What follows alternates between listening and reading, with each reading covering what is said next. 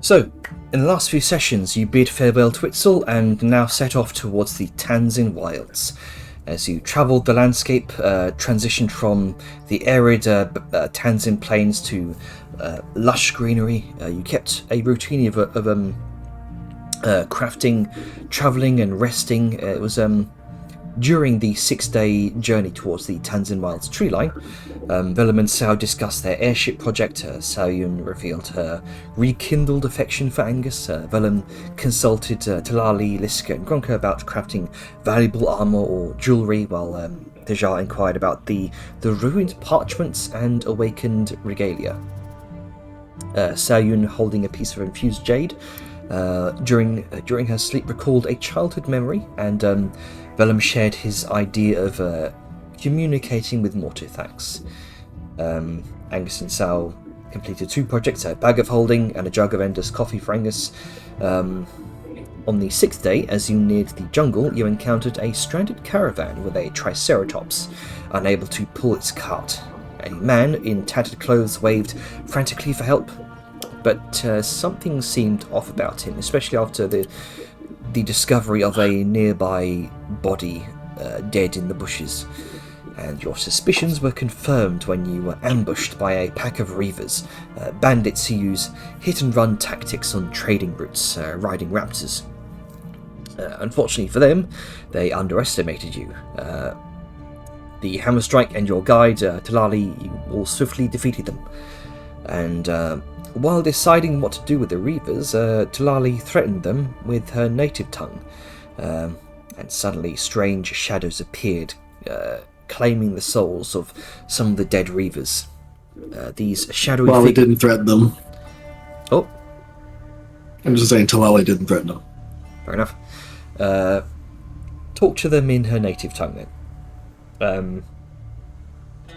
These shadowy figures with decorated human skulls for heads were revealed to be the Hounds of Banzala, said to hunt the truly wicked and devouring the souls of the damned with a voracious appetite.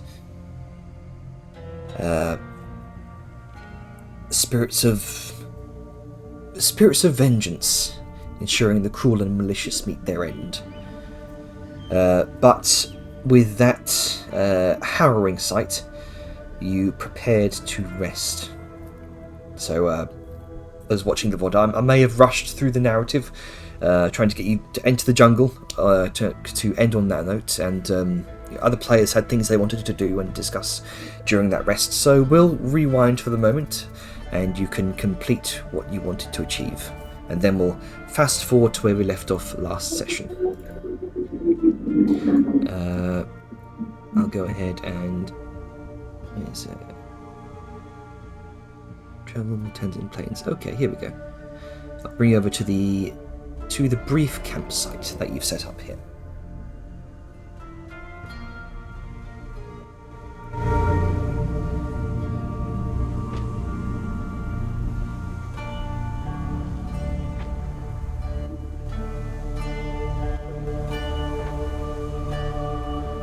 Come on. You can load up. It's that wall. I am abiding recipe. Fucking wall. Also, This fuck you, petty Jen. wall. Fuck you for adding new recipes. I'm all aflutter. Oh, those have been in there since the recipe for infused obsidian was revealed to you. The Iron Bands of Binding haven't been there though. Oh yeah, no, that was a request of mine. Yeah, that's true. I wonder if I can put these plates on vehicles. Anti-magic vehicles.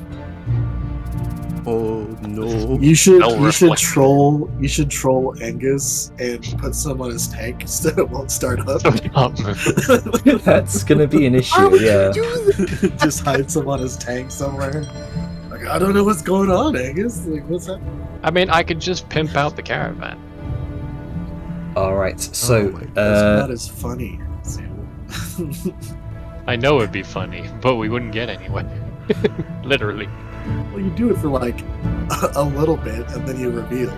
It's a prank. Just put like a tiny chunk of infused obsidian on the dash or something, and then So, everything I'll do stops. Yeah, it's like, hey, Angus, I made you this fancy little thing for you. So first off, what are you doing with First bottle what are you doing with your charmed individual here? The one that Angus cast Geish on. He's kind of sat there, kind of tied up,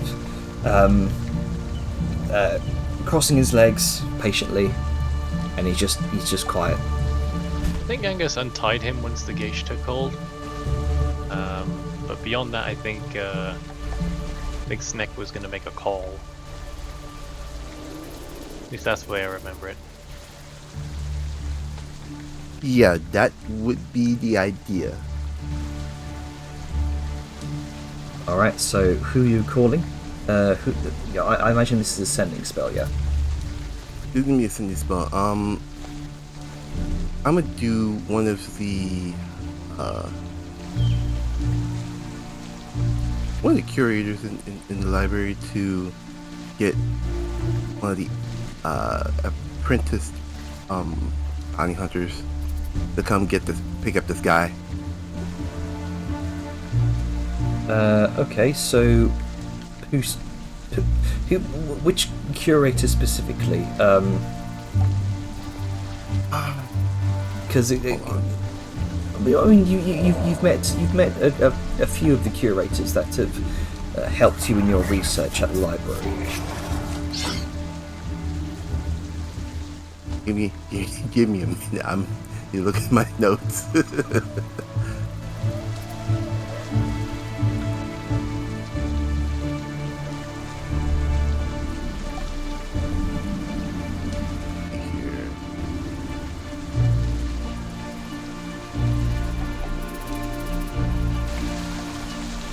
There's also those things in the cart that you were gonna make and sell off, or are you just taking the cart with you? I think we were taking the cart with us. We were just attaching it to like. I think it's the wagon. Oh, I think it was the we're wagon gonna because attach Steam it- Hammer was a bit too chunk. I thought we were going to attach it to the Triceratops since it was coming with us. Yeah, I thought Yeah. that was the I original remember plan. the Triceratops. We discussed the wagon, but it wasn't Triceratops because. Oh, okay. I'm remembering wrong. Sure, you can hitch it up to the Triceratops' saddle. It's entirely There we possible. go. It's entirely possible to do. So what I'll do, I'll just attach it to the token there. Okay, I have curators, but oh shit, name. I mean, that's fine. We for the sake of brevity here, we can say, you do recognise some of the names that you've met during your time researching in the Library of Quetzali, and You contact someone named Jim.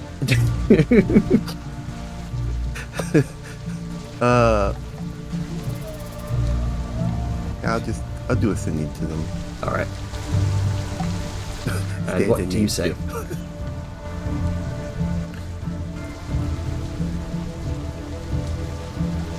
Come pick up a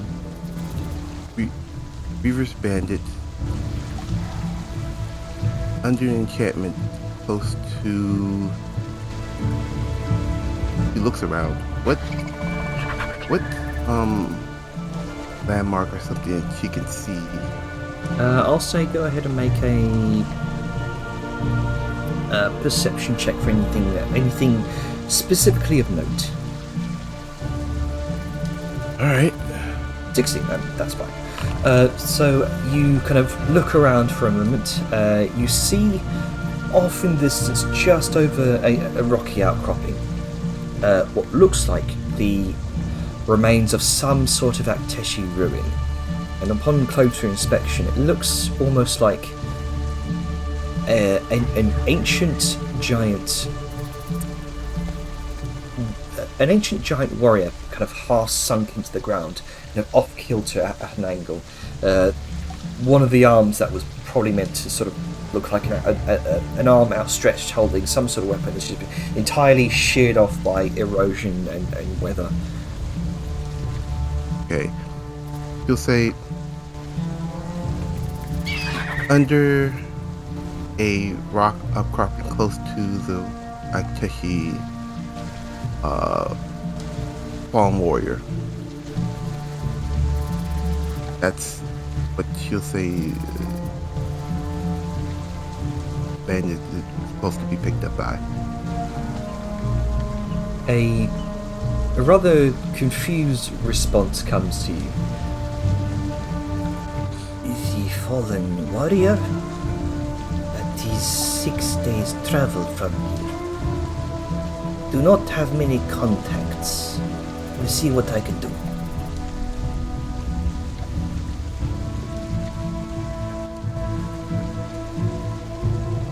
At that point, she'll pinch the bridge of her nose and then go off over to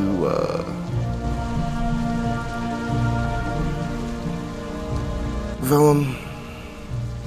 Using your earring, I contacted someone. It'll take 6 days. Oh, there.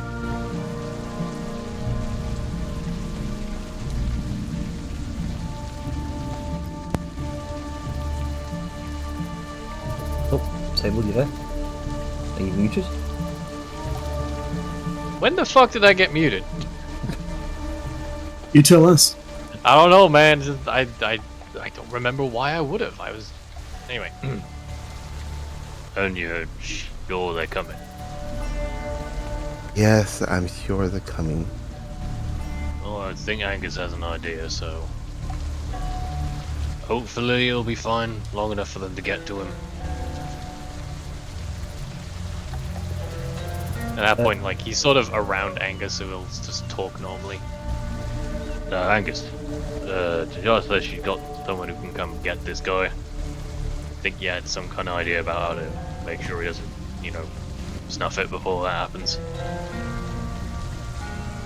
Oh, hey. Had a thought, you know, just bury him in a rock. We'll make a hole in the rock for him to be, so he can breathe. But, you know, it's like making a jail cell out of him.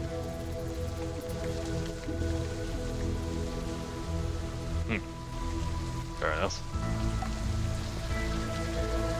Work, I guess. So how are you going to achieve that? I believe the previous discussion was I'd have to attune to the gauntlets Mm-hmm. in order not to have to manually carve a hole out of the rock.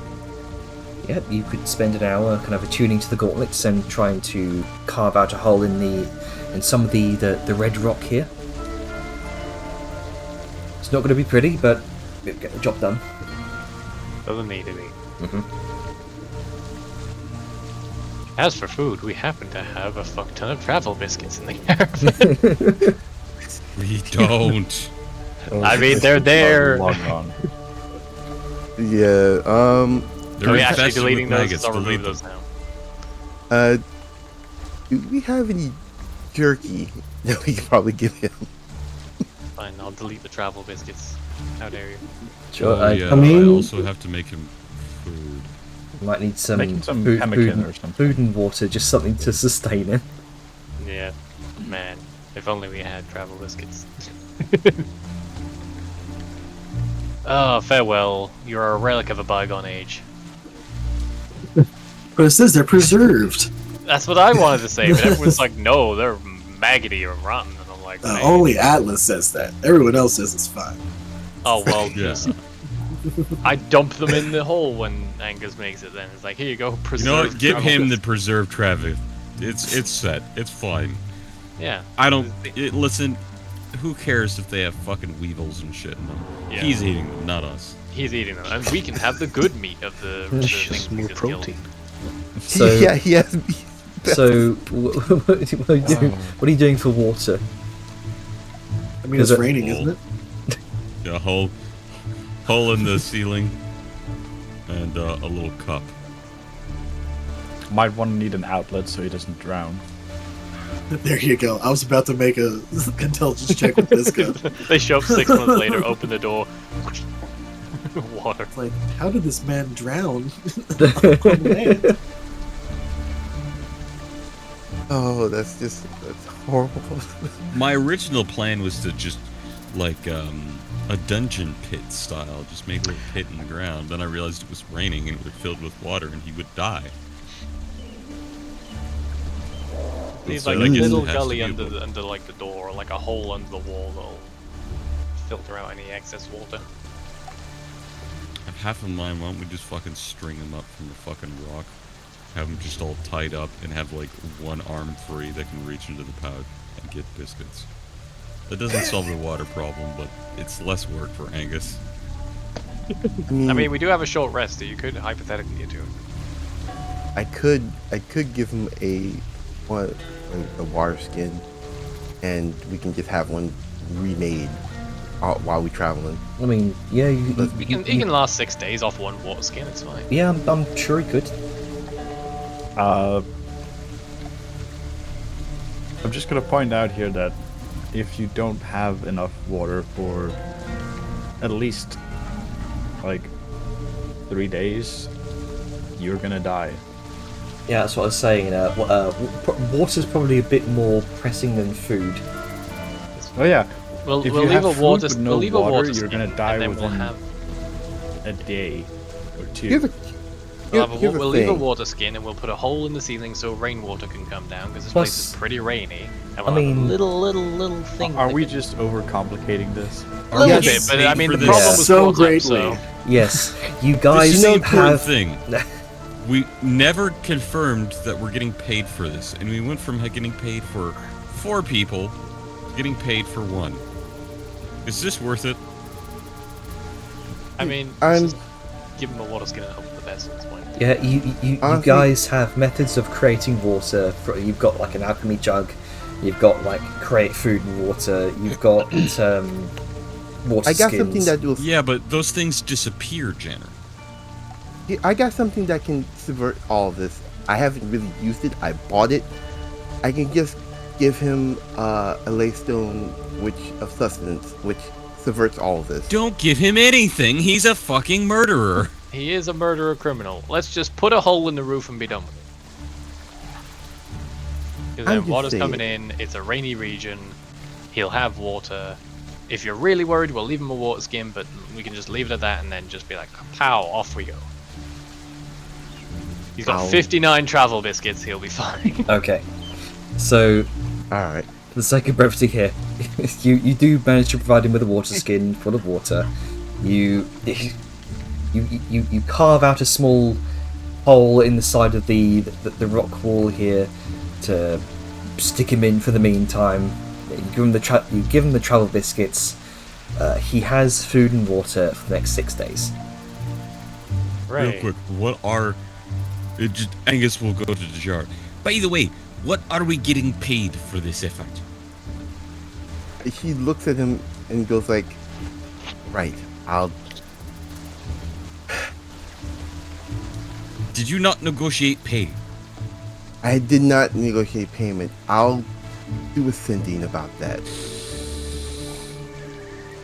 Okay. To be fair, Wait, I you can thought- only stick so many words into a message. Wait, I thought that I'm- we were like just giving this guy over to, like, you said bounty hunter people or something. Yeah, someone in my bounty hunter guild. Yes, I'll con. I mean, is there like a general bounty on criminals, or is he like a named individual? Like, is And we could find out if they've been causing enough trouble. Someone might put a post up about him. Pretty much, that's usually how it goes. Go ahead and ask Jar. I'm sure there's something. Gives a sigh of defeat. Okay.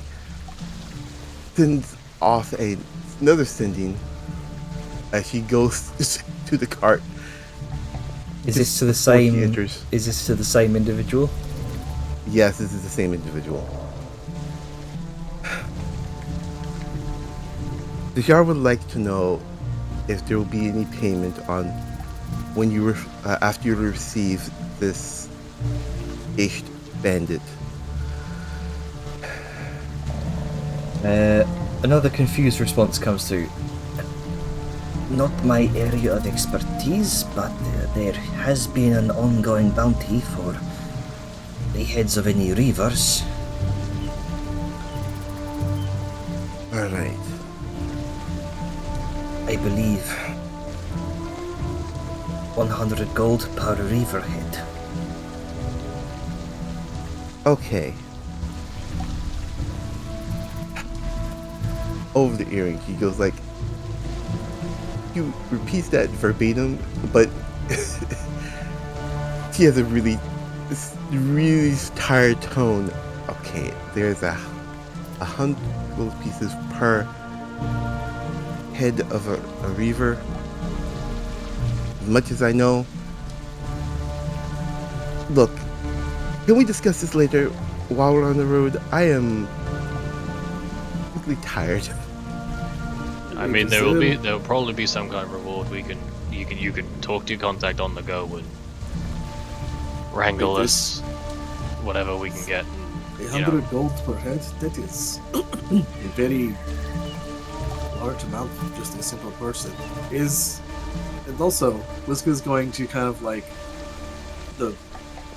there are an arrangement of dead bodies on the ground. Liska's going to Yes. roll one over, and she's going to look. Is there any indication that they are a reaver just by head alone? You can see right at the neck. You can see a tattoo of looks like three raptor claws, kind of slashing diagonally. In fact, you can see where on a number of these under other individuals, much like how criminal gangs will tend to mark themselves or tattoo themselves to indicate to other members of the gang, like, hey, we represent, we're part of your group. We're allies. Yeah. I understand that part. I was just curious because it's a very specific thing to just be like, we just need the head, because that's a very easy way to that's have. a kill bounty. Yeah, because that's a very easy way to just be like, oh yeah, this person was totally a reaver. Give me 100 gold. So that's what I was asking. Yeah. You can see one mark on the neck, this Dejar- one on the cheek. Upon Dejar's, verbatim saying what she said, Angus just is slowly gonna go for the cleaver. And he's just kind of silently look from her to Liska to the dead guys that are gonna get eaten by raptors.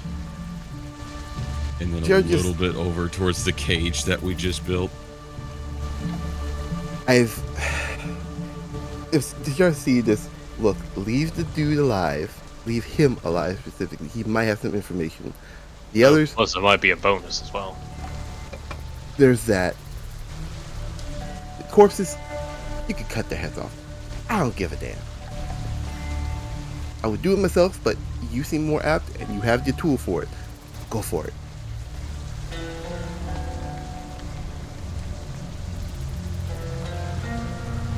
He says This is gonna look at Vellum and be like, Vellum, whenever you cut with that sword, does it cut at the visible width of the blade, or is there a tiny blade inside that cuts? Well, there's a broken blade in it, but the cutting part is just light, so just pulls it out, activates it.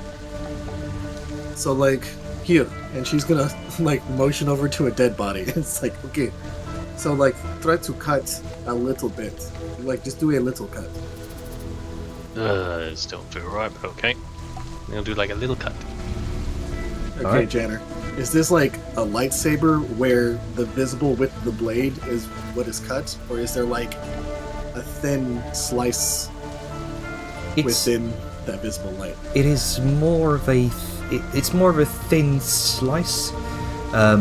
The aura, the kind of light aura that gives it a sort of thicker appearance than a normal blade. That is just the corona effect of the light emanating Sheer off of. intensity of the glow. Yeah, Yeah, pretty much. it's literally a blade of light. It's not really like the round tube of lightsaber.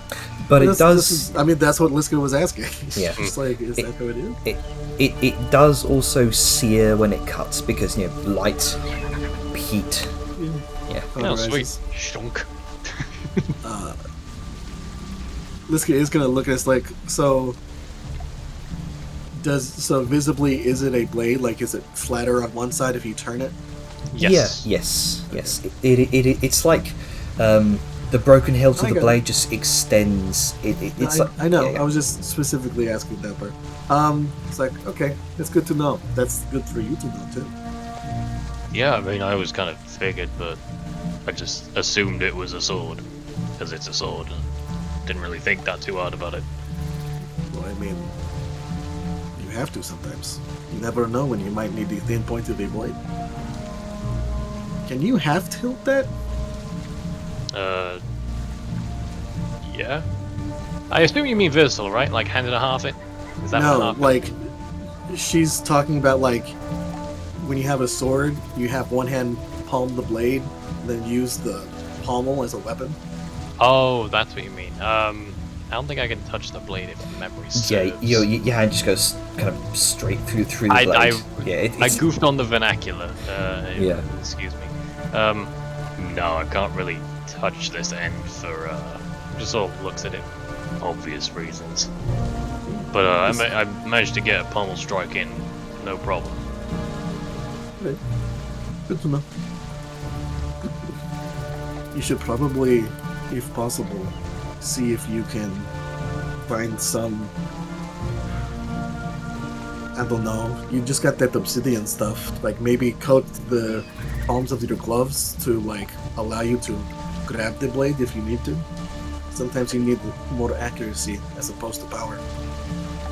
Maybe, but I don't know if that would just turn it off or not. Anyway, did you want me to do anything with it, or? Oh no, I was just curious, and then she like chops off her head. It's like, here, come make a cut on this corpse. It's like, okay, do you want me to cut the head off? No. so mark off 3 Reaver heads. Shouldn't be 4? 4? Oh, are you Oh no, going? one dude's missing a head. Never mind. Yeah. Like, He What? got the shot. raptor. The Yeah. raptor. Raptor So- got him. Yeah. 1, 2. Yeah, that'll be that. Just 3 instead of 4. I'll tell you what though, the guy's missing most of his head, not necessarily missing his neck. Can we check to see if If the the body still skin has the... tattoo on the neck, yeah. As long as he's not one of the guys that had it on the cheek. Yeah. Yeah, because this one way over here didn't get mocked per se. This one did. I was reached to this door's locked. I don't give a fuck. I mean, people are gonna be here anyway. Do we need to really mess around with all this? Yes. Yes, if you're going, if you have bounty, I mean, the bounty Mhm. hunters are gonna come here, so wouldn't they do the slicing anyway? it would expedite the process, and you would get the pay. So actually, I'm counting through all the. More like our ability to keep him safe. I'm counting through all the Reavers here. So one of them had his head eaten by a raptor. So probably not going to get much out of that. There's one. There's that one up there, and there's 1, 2, 3. So four Reaver heads. Ayo. And one intact Reaver head on a living body. Yes. Fun stuff. Alright, yeah. Liska doesn't think about the fucked upness of putting a man in a cage next to the corpses of his allies. Who said we were putting the corpse? I mean, maybe the head, but not the corpses. Well, I mean, Nah. we have to make sure that the integrity of the corpse remains so we can count it as a Reaver. You know what? Vellum's going in the wagon. This isn't his problem anymore. Yeah. Fair enough. This has become far more elaborate than I initially thought. Come to my hunt, it is always going to be elaborate. There is no easy out. Back in my day, we just killed people and There we go. Back in my day, we had murder hoboed. Damn straight. That's what bounty hunting mercenary work was about. Murder hobo. It's Right, like I so- only took the dead or alives. So you got four Reaver heads. Anything else you want to do while you're here? You're going to set up this guy in a small kind of hubby alcove with food and water for the next 6 days. Yep, I think we're covered. I think that's it. We're all Yeah. Gucci. All right. Pretty much. As you take the Triceratops and the cart with you. You bid farewell to him as he quietly settles down. I'll say maybe like over here, like small alcove underneath the rocky outcropping. Yeah, that's exactly what I was from the thinking. rain. Yep. We And we'll don't never want to see have him rain. again. We want him to have water. Some rain. Uh, We've established how we're I'm doing covered. it. We're doing it. No It's food. done. He's good. yeah. Yeah. Let's not overthink it. He's good. We've been Let's fucking go. around on this for half an hour. Let's go. Right. Back to the jangle. Back to the jangle. We really need to stop being so autistic about things. I had nothing to do with this. I'll have you know. No, I That's- cannot. I That's cannot just the make nature of D&D promise. sometimes. I mean, if the dude was dead, it would have all been easy. But Maybe we'll we need get a bonus information. bit of money for the extra Yep. minutes of effort. Uh, Okay, so Sneck needs to get up here. Sneck will now be sitting on wagon because Vellum will teach Draconic as they go. You don't need your mouth to drive, funnily enough. Yet, Not the way I do and it. yet Vellum keeps talking.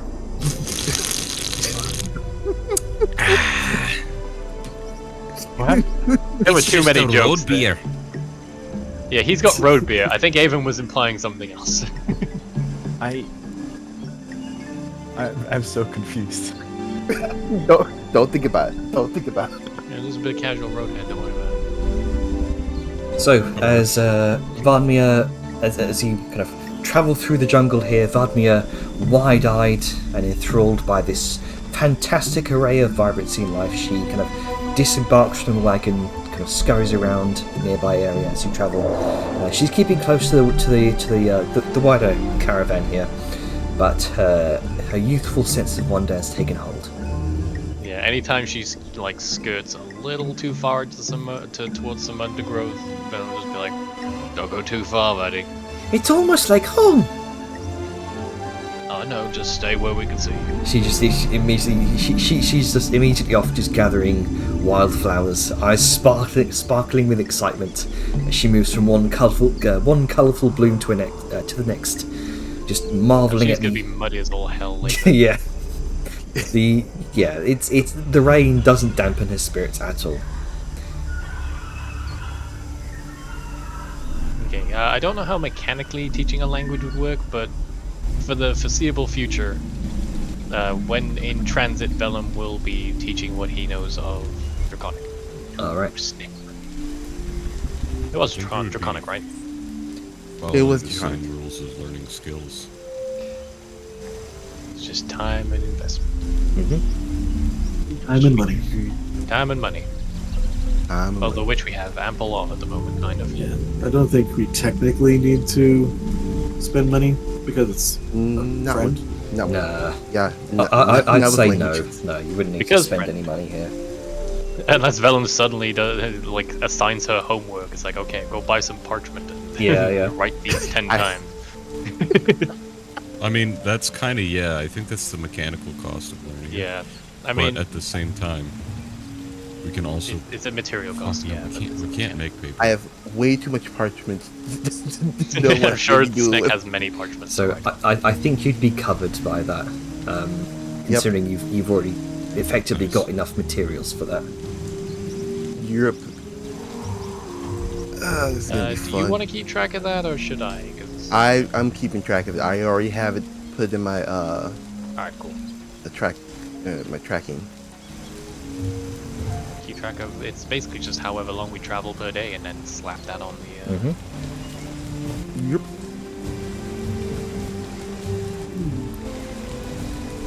Xanathar's actually says how long it takes. Let's see if I can find it. I think it does, but I'm lazy. Yeah, Alright, it's, so That's why I said let me see if I can find it. Thank you. Okay. 250 days, spending 8 hours. So Yeah, each learning day a of language travel takes could essentially- time. Yeah. Well, here's the thing, you also have to be spending the time as an instructor. So you wouldn't be doing anything during 8 hours, so you couldn't be driving either. I mean, So at 250 days, that's the player's handbook version. We're going by the. We tend to be going by the Xanathar's guide. That's number. So it typically takes about 10 work weeks, but this time is reduced by a number of work weeks equal to the character's intelligence modifier. oh no. Oh, that So that would- add a work week on, because I am -1. No, this is the person learning the language. Oh, okay. yeah, it'll be 30 days for me.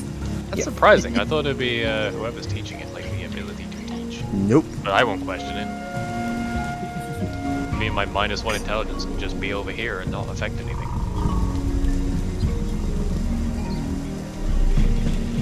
All right. So who wants to? Is there anything else anyone wants to do during this travel time? Would you prefer to move on to the next day, or go to next camp. period of time? I guess. Yeah, I'm good to move forward to the evening. All right. I'm good as well. Take it in here. I'm probably gonna think of something later on in terms of stuff to do, but I mean, as you long as gotta- I have you an gotta- accurate measurement of time, it should be alright. Yeah, and you've got a to-do list as well. You got things you can do. So as Everyone in this you're group. traveling, Vladimir is just wide-eyed and enthralled by this fantastic array of vibrancy in life. She kind of picks up a particularly vibrant-looking orchid, kind of holds it up to the light and admires its intricate petals. Vladimir then kind of spots a particularly low branch that leads to a thick knotted series of roots that coil across several trees ahead of the caravan, and her eyes widen once again, filled with this new wave of excitement. And with a playful grin, she begins to climb. And it's almost like a return to form here. Her natural state of agility kicking in. She using the limbs and using her limbs and prehensile tail. She kind of clings to various branches and outcroppings of roots, moving with the grace and ease of a monkey. Second nature. Well, technically first nature. Oh yeah. Well, as long as she doesn't go too far or get near anything dangerous.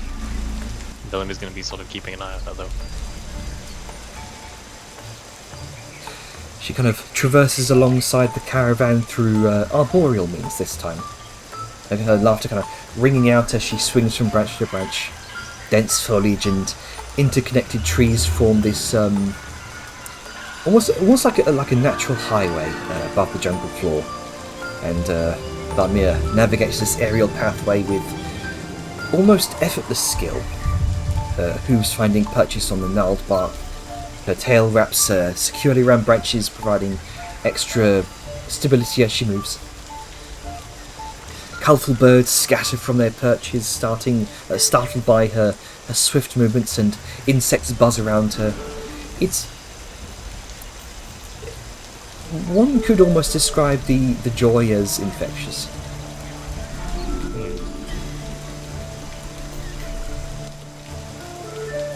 Absolutely precious.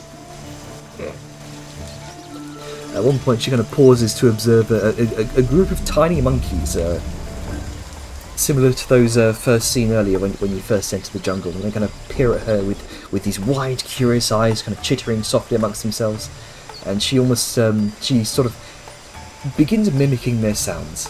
And but for that briefest of moments, it's almost like they're having a conversation.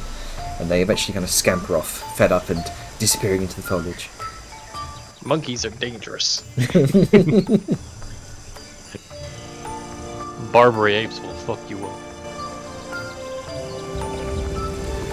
Vladimir kind of follows the arboreal path back down near the ground, her nimble movements guided by her natural agility. And as the caravan continues its journey through the dense jungle, the rain begins to lessen, though the canopy still kind of drips with that constant gentle trickle. But let's see. You all kind of pass a particularly large tree.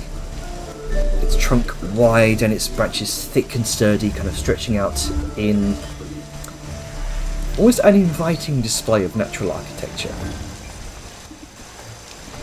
As you both kind of, as Filali and Vladimir, you kind of both headed off in front of the group for now, because you're the one sort of guiding their trail. You're fairly familiar with the Tanzan wilds. You grew up here for most of your life. It's home for you. And you do catch sight of Vladimir just out of the corner of your eye because of your high passive perception. The young satyr is glancing at the massive, climbable-looking tree with a mischievous glint in her eyes, and then catches your gaze briefly. And there's an eager competitiveness to her glance. He wants to raise Tilali? Oh, jeez. Is something going on with your mic, Haven? You keep going loud and quiet. Maybe. I don't know. So... I mean, sure. Like, like, Flawley's gonna kind of just idly hop off of Chisel and going to walk over. It's like, you know, the thing about a constantly moving caravan, you need to go sideways. That's where that's all. She like kind of points in the direction that everybody's still moving. You notice her glance kind of peer off further back beyond the tree, and you notice again. You've got a high perception. There is about halfway up the tree. There is a distinct sort of pathway of intertwined vines and branches that seem to lead up in this diagonal way towards the upper canopies. That seems to move along the pathway that carves its way through the jungle.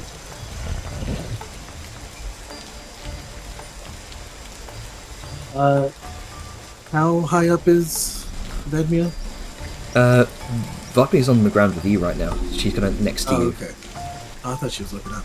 Or I thought He's she was itching to climb. yeah, Kind of she's just hopping alongside you. Twali's gonna just kind of, it's like, you know, just because you like to be wandering on your own, I need to warn you. There are predators that are up in the trees, not on the ground. So you can't be wandering by yourself. Okay. You got me. Okay. She kind of bounces on her hooves a bit. No. First one to reach that branch. And she points up. Means.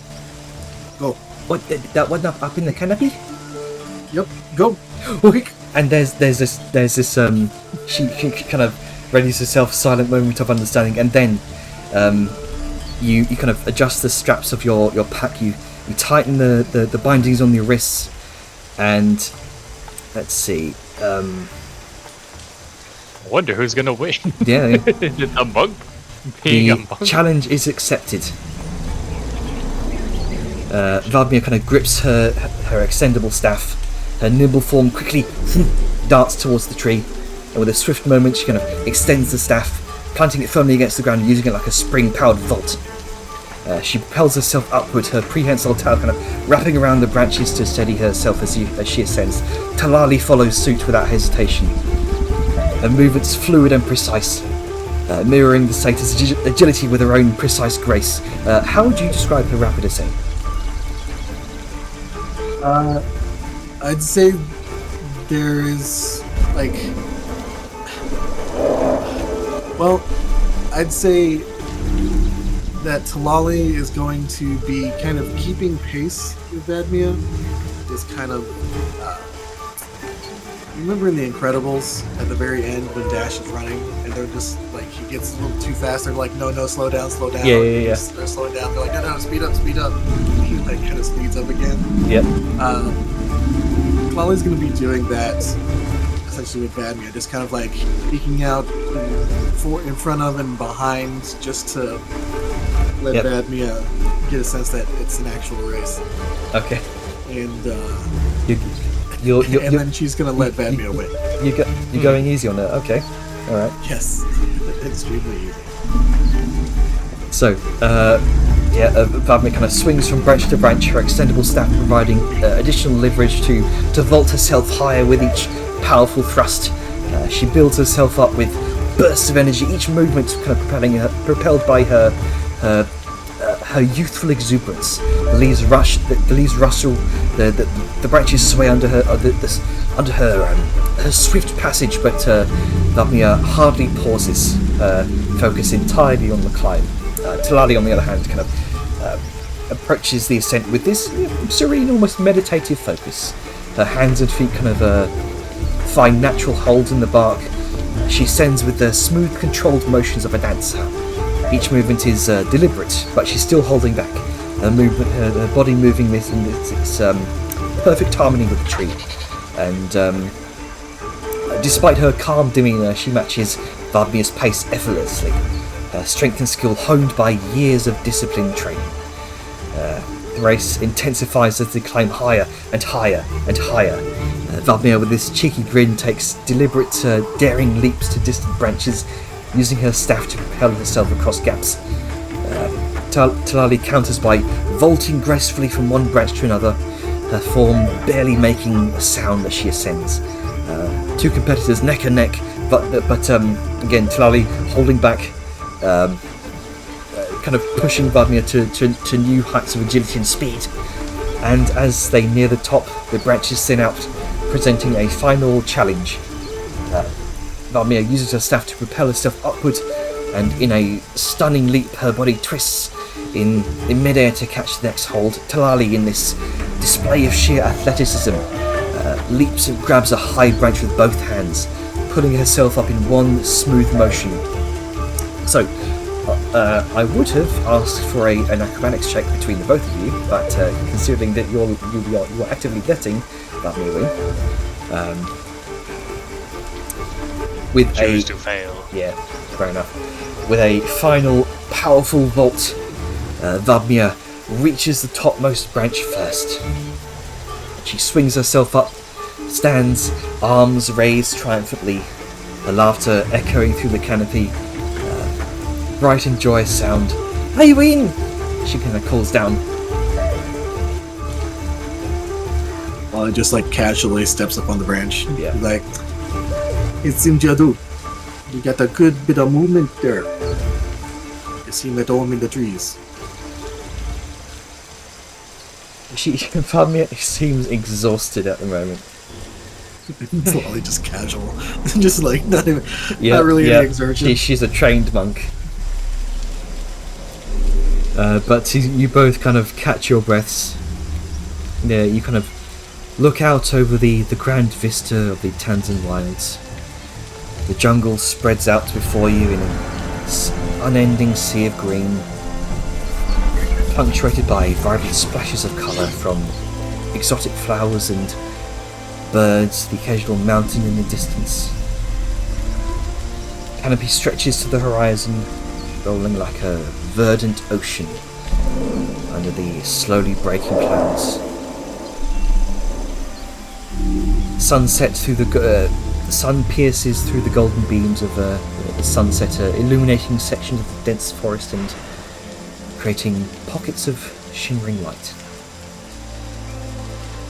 The sight is breathtaking. It sort of puts into perspective the majesty of nature in all its untamed forms and beauty. Bubnir kind of takes it all in, eyes wide with awe.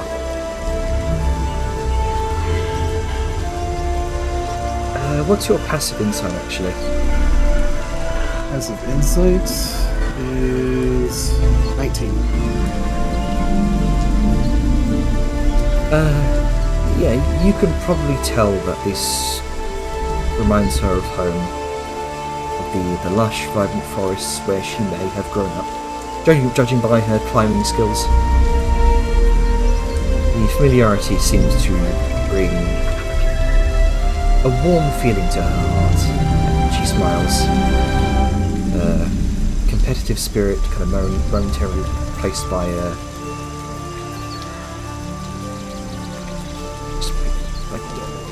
a deep sense of connection and belonging here in the jungle.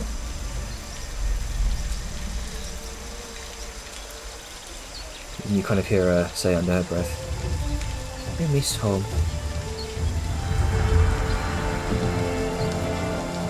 How long has it been? I do not know. Months? Maybe a year? The world outside of the Ebonwood is so strange.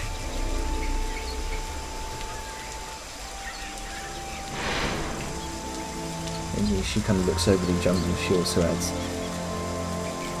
"I'm so familiar."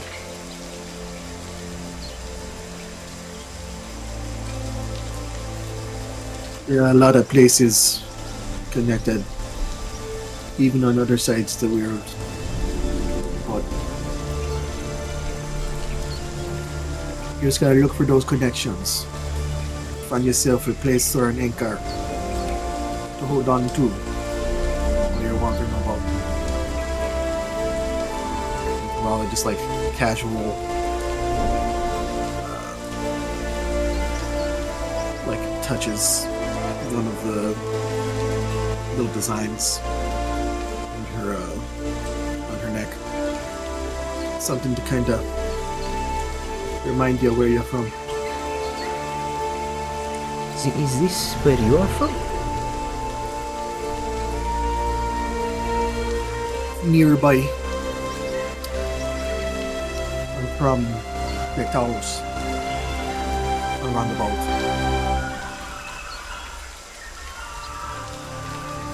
Be honest with you, I find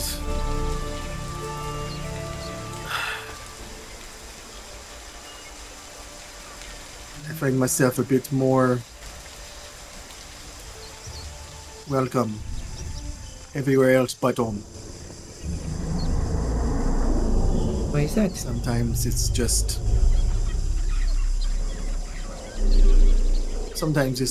the people that take you, the friends you make along the way.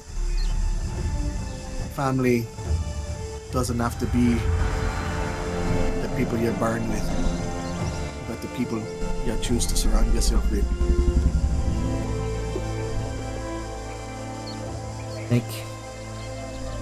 Like them no down there. She kind of looks down, sees the approaching caravan. Exactly. It seemed like you found yourself a new family. Oh, I was recently adopted by Vellum.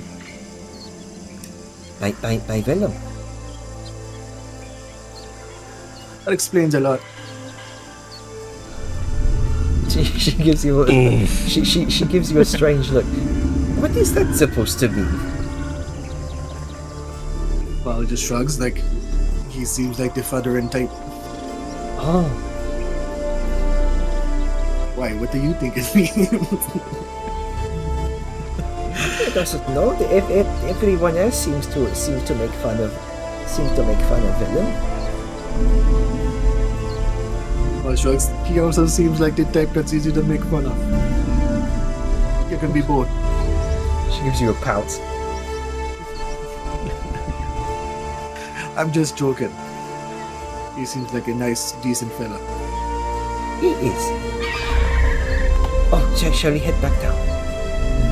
Sure, here. Oh, and also, right as you kind of go to help her down, you do spot something out of the corner of your eye in the very distance there, across the tree line. You see, some distance away, a magnificent waterfall kind of cascading down into a sparkling pool. It's mist creating these rainbows in the humid air. And there's a small Tanzan Falls. not quite. These are far too small to be the Tanzan Falls. You do notice there's where the pool seems to gather. There's a small clearing that looks almost perfect to set up a camp. Alright. She will keep that in mind, and then she's gonna be like, hold on. And she's gonna, like, cup Vadmi in her arms and just walk off the branch. Damn, I was gonna make a joke and then you just jumped off. Because monk shit. Because she can fall, yeah. Because monk Yeah. shit. And then, so the party just sees Talali land in a deep squat and then stand up and just set Vadmi on her feet. Bobby kind of stumbles for a moment there, dizzy they're from back. the fall. No, I wish I could do what you do. When you would... It has its perks. I was wondering for a second if you were going to bring the door back down or if we were going to camp in the trees tonight. Actually, Hey, you can camp in the trees. I'll stay right here. I don't plan on being that high up. Talali probably wouldn't hear Angus speaking.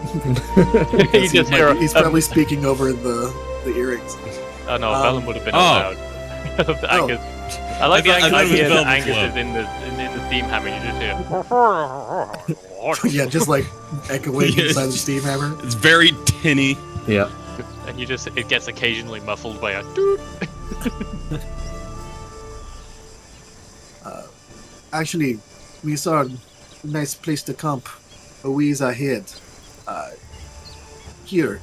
And she's gonna hop back up on. She'll kind of lead out to the front and lead the party to the camping spot. Alright. So, after a Big couple ass plow. After Sorry, a go ahead. couple more hours of travel, you follow Talali's lead until you eventually find yourself at a small clearing near a small pond that seems to feed into a larger river. And I'll go ahead and show you the map. Have a fancy new camp. Ooh, there's a river that runs through it. Ah, it's in halves. I'm sure that would be great when combat eventually happens. Oh look, your boys got his own little. You got your own little spot over there. Here we go. He finally has a moat.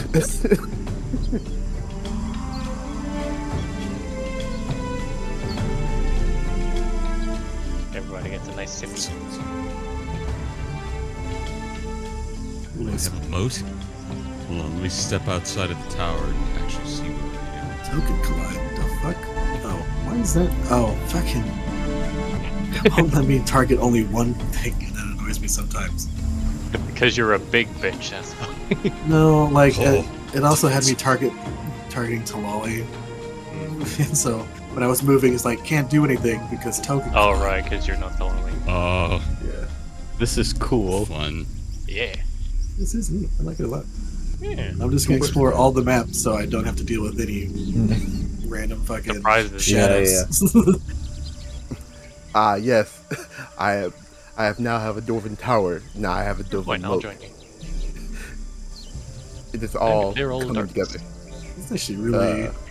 I love the fact that you can actually see the verticality, and then it's green and color coded now. Yeah. And also, being higher up means you see more. Yeah. Welcome to Liska's world. Bitch, you live like this?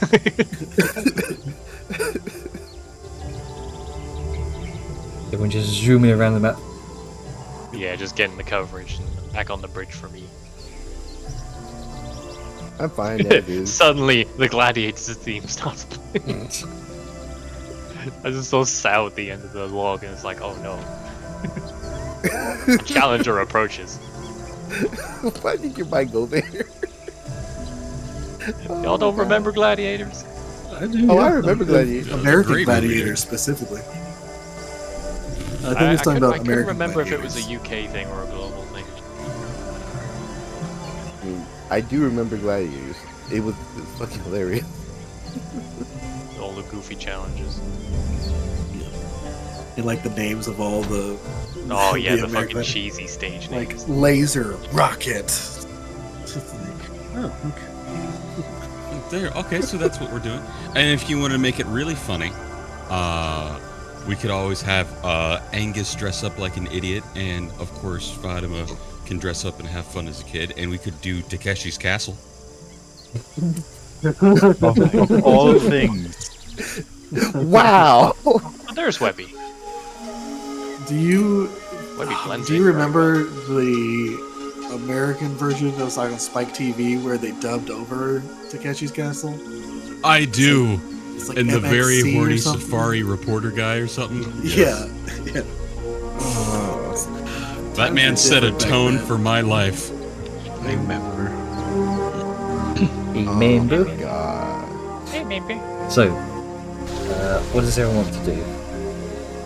So, how much time do we have when we make camp again? I always forget. Is it like the 4 hours? Yeah, you got 4 hours.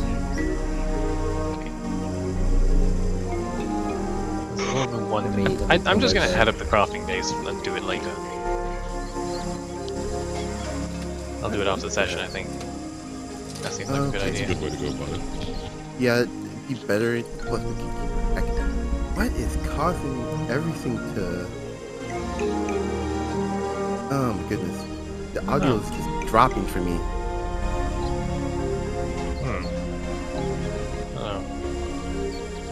Oh.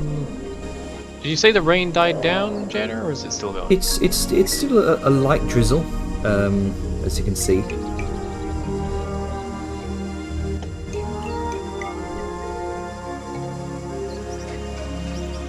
Liska has had her cloak and hood up. Or, well, she's had her cloak wrapped around her and she has her helmet. So she's been blocking off most of the rain. Hell yeah, helmet squad. I got my turban and my side things. Of course, you got the turban. Yeah, it's But it- it's all covering. It's good for all weathers. Also, not I for can't humid wait. weather, apparently.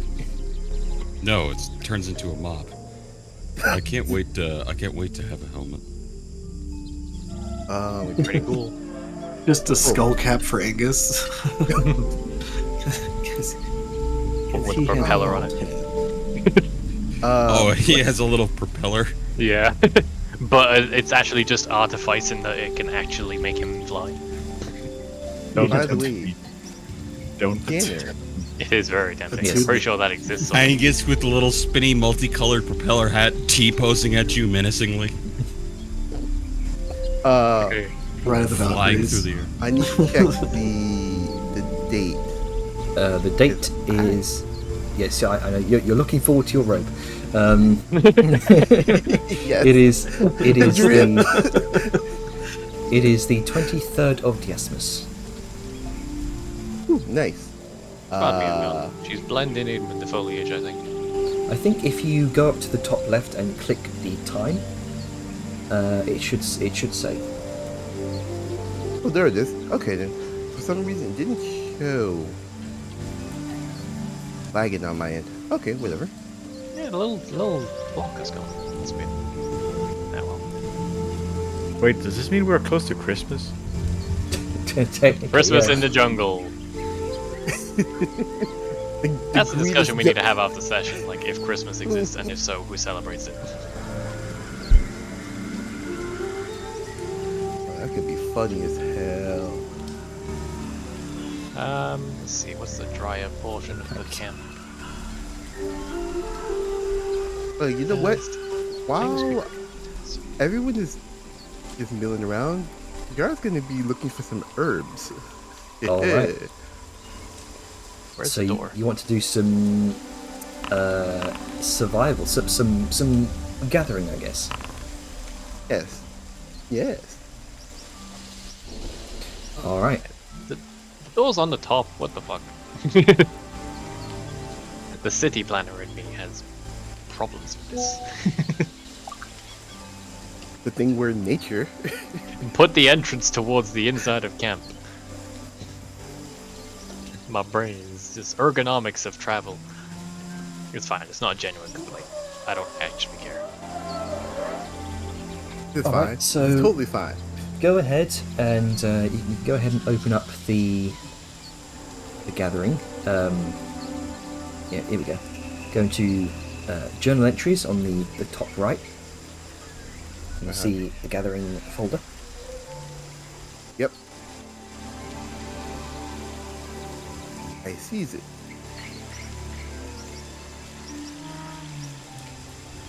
I will. So Jenner, Mhm. is there something specific for the jungle? Because right now for gathering, just have Tanzine Plains and Tanzine Woods. Yeah, that's what I'm saying. The Tanzan Wilds is what you want. Okay.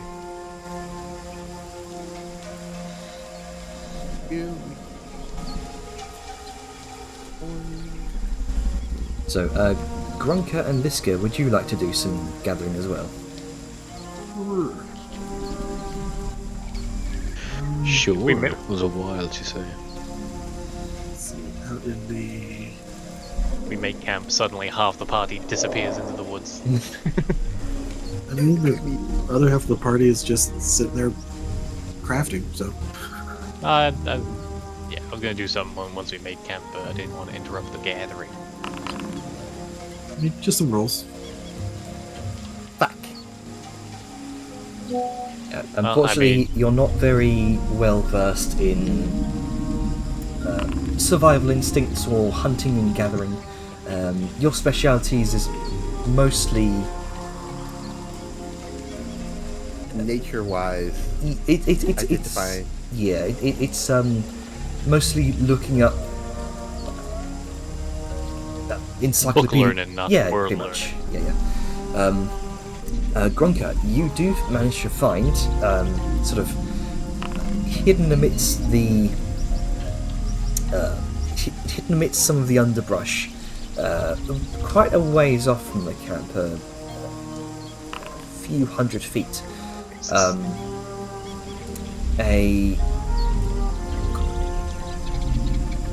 The ruins of what appears to be a large tent. Important question: are there any bodies in the tent? If I turn the tent inside out, do bodies fall out? You can go ahead and make Well, an, you're not the one looking at it. you can go ahead and folding. make a perception check, Grunker, if you want. Sure. Let me see here. Perception. Perception 18. You do notice there are small spatters of blood and a few claw marks in the leather of the tent. 310. Wow. And tarp. However, Liska, you head out to the depths of the jungle, and you manage to find what appears to be a rather fresh corpse of a large spider. Looks like it's been partly chewed and devoured, but thanks to your very high survival skill check, you do manage to salvage something of use from it, namely within its abdomen. And a large, I'll say the 3 silk glands here would count as like a larger silk gland that you can probably make use of about 3 times. And you also managed to gather the leftovers of another meal, a part of the corpse of a large triceratops carcass, and you managed to salvage some of the tough hide from that.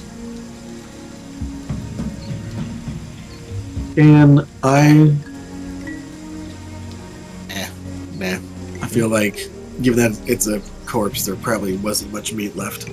So yeah, she's just gonna come back she comes back with a big swath of hides just stacked on her back with like some weird looking glands tied to her waist. Willem, What? I found some stuff for your armor, and then she's just gonna just lay it all down in front of him. Well, I don't know what I can use this for yet, but I will have a look. Have a think. Where is Venom on the map right now? I've been wandering around, honestly. Oh, But okay. I'm here. I'm around. He's existing. So you get. And I tell you what, for now, let me just keep this in my bag of holding. Yeah, until I know I'm actually gonna use it, you hold on to it. You did find it after all.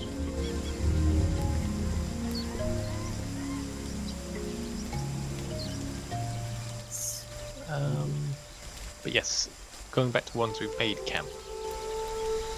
The rain is still a little bit there, but dying down. And Vellum has vaguely no idea. Oh god, the tent is moving. Sorry, I'll go ahead. I'm just angling It's the door fine, I out got there. spooked. Turns out the tent is a mimic all along. Yes. That would have been something. So, Terrifying. What you doing? Yes, he is gonna just... I'm here. Where are you? So just looking around, because everything is colourful and bright and... Go ahead dense and foliage. make a perception check. Up. 25. You hear some rustling in the branches above you, above the campfire. A good Gonna 50 just feet feign above ignorance. Gonna feign ignorance for a second, just sort of wander around like... Let's see, where could she have gone? you. Out of the corner of your eye, you kind of glance a small purple shape kind of shimmying down the side of a tree trunk. Venom's gonna pretend not to notice for a while and just sort of meander. Like, where could she have gone?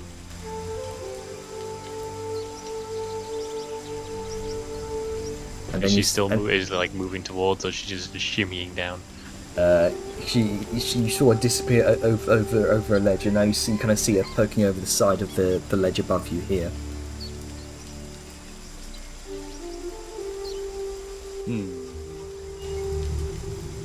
Oh, hello! And you can see she has just an armful of just brightly coloured flowers. Oh, there you are. Stinky little thing. I was going to ask Liska if I could braid these in her hair. He's gonna sort of take a knee to get down to her level. Well, there's no harm in asking. Think she might like that. What state is she in, considering she's been frolicking about in the fucking jungle all day? She is filthy. She before any of that, I just think, leaves in her hair that she probably hasn't noticed yet. just Walk gonna, through a hedge backwards. Yeah, pretty much. But yeah, you just sort of look around like, though I think maybe you need some cleaning off before we do that. Don't want to get her hair muddy, do you? Okay. Besides, you'll catch a cold like that. Now, come on, let's get you toweled off. I could do it myself. Sure you could, but sometimes a little help ain't too bad. And I guess tent is probably the better place for shelter, because Alright. It does have a literal bath. Mm-hmm. yep. As nice as the spring is, I don't know how clean it is. You don't know what's lurking in there. Yeah, For yeah. There another could be thing. leeches. Yes. Run up that. What question for you, Tanner? Yes. Since I did one attempt, I can do another? Uh, That's what I'm reading? yeah. I did put like how many gathering attempts per day you can do on each of them. Oh, okay. But yeah, it also has a duration. So you can only dedicate so many hours in the day to doing certain types of gathering. Yeah, you know what? I'm just gonna do. You're also very quiet. Oh, for some reason. That's weird. Well, that was a little bit better. I think just possibly we're away from the mic. Yeah. Yeah. Probably. Yeah, I probably turned away. Just gonna do berries. Sure. At least attempt to do berries. Fruits and berries. Sandberries.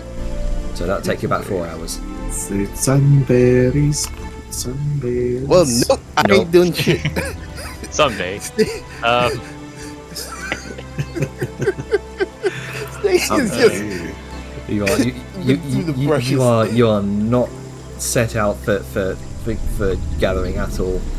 You are you No. are not a survivalist by any means. Nope. Uh, Hunting people? Yes. Resources? No. But yeah, like as like those just towel overhead levels of just Yeah. well, you seem to be in high spirits as we got here. This place is beautiful, isn't it? Yeah, it's got its charm. A little wet and hot for my liking. That's I like a dry heat. It does You said remind this, me of home. Yeah, I had a feeling. You did say that. About home. And with everything that's happened, did you ever want to go back someday? There is a long pregnant pause. Like she's not sure. At this what point, to he's say. a lot less vigorous with his howling. And as you kind of take off the towel of her hair, she just. I had a feeling. He doesn't know. Maybe one day. Well, it's okay not knowing. I spent most of my life not knowing. But at least you're getting to see new things and places like this that can make you feel good about the memories of home. To be honest, there are also a few bad memories from home that I'm afraid to go back. But I want to, at some point. Vatme doesn't know how to feel about it. There's a little pause from Vellum at the notion of bad memories. Well, the thing about memories, you can either hold on to the bad ones and try to learn from them, but hold on too long and you can't really hold anything else. I think going back someday is good, but it's gotta be something you want to do, not that you have to do. Maybe. You'll get there. Plenty of time on the road, and I'll make sure to take you back someday. I mean, the rest of you have so much else to do, though. We'll figure it out. Besides Architect House, we don't really have a lot of clue where we're going. Got some idea, but who knows where the future's gonna take us. And if we ever end up in that part of the world, then I'm gonna make sure we push for a little special trip. If you want this. She gives you a silent and quiet nod.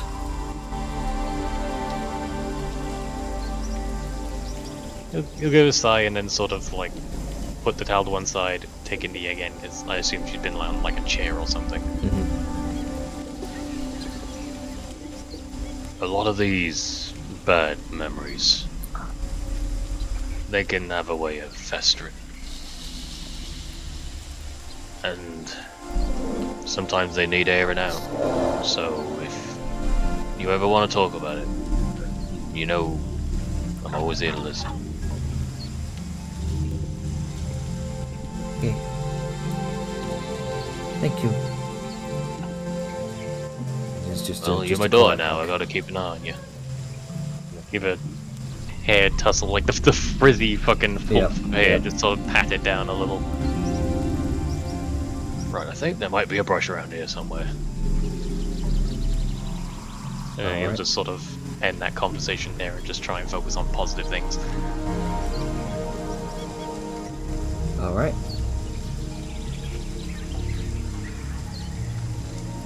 So who's doing what right now? I know. The Jar's out gathering some, attempting and failing to gather some Attempting berries. to drink berries, yes. Yeah, Velen would craft after making sure Vladimir isn't a mucky pup. Yeah. I think Vladimir did want to do something with Liska though. She did, yes. And after you finish up combing her hair through, she looks better than she was. Yeah, it's a bit of an improvement from Yeah, being caked in mud and leaves. yeah, and you kind of usher her over to the campfire to kind of warm her dry.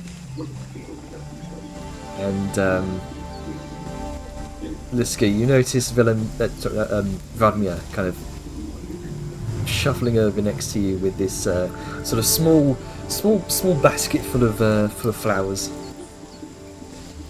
So I've been wanting to try this out for a while, and back when we were in the tomb, I talked to Turi and I liked her. She seemed really nice, and she I noticed that as well. yeah, and she told me a little bit about how to braid hair, and well, my hair isn't long enough, and I kind of wanted to try it out a bit, and Vladimir put Do you some want of to these in braid my hair, Vladimir? She gives a rapid nod. Okay. First, and then Liska's gonna pull out.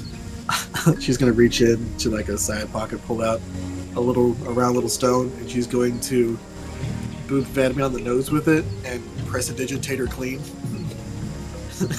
And she spick and span. And then tuck it away. It's like, okay. Well, I guess she pulls it out, and just because she thinks it'd be funny for Vladimir, she's gonna boop herself on the nose as well. Prestidigitate herself with, any sweat, rain, mud, Yep. gore that might have been involved in Yep. the last day or so. Especially the Harvesting. yeah, Yeah. the silk glands and the hide that's definitely left a few bloody and gory marks on it. Yeah. I think. Tell you what. Liska is going to just be like, hold on one moment. But, let me. She's going to. Right now. She's going to get some like kind of random sticks and then use her big ass cloak to utilize. Can you all see this? He's gonna like cover this area with her cloak, so Vadmia's not. So her hair, like her mane and Vadmia, aren't in the drizzle. So like a little lean-to for Vadmia to work in. Okay, so like an awning almost. Yeah. All right.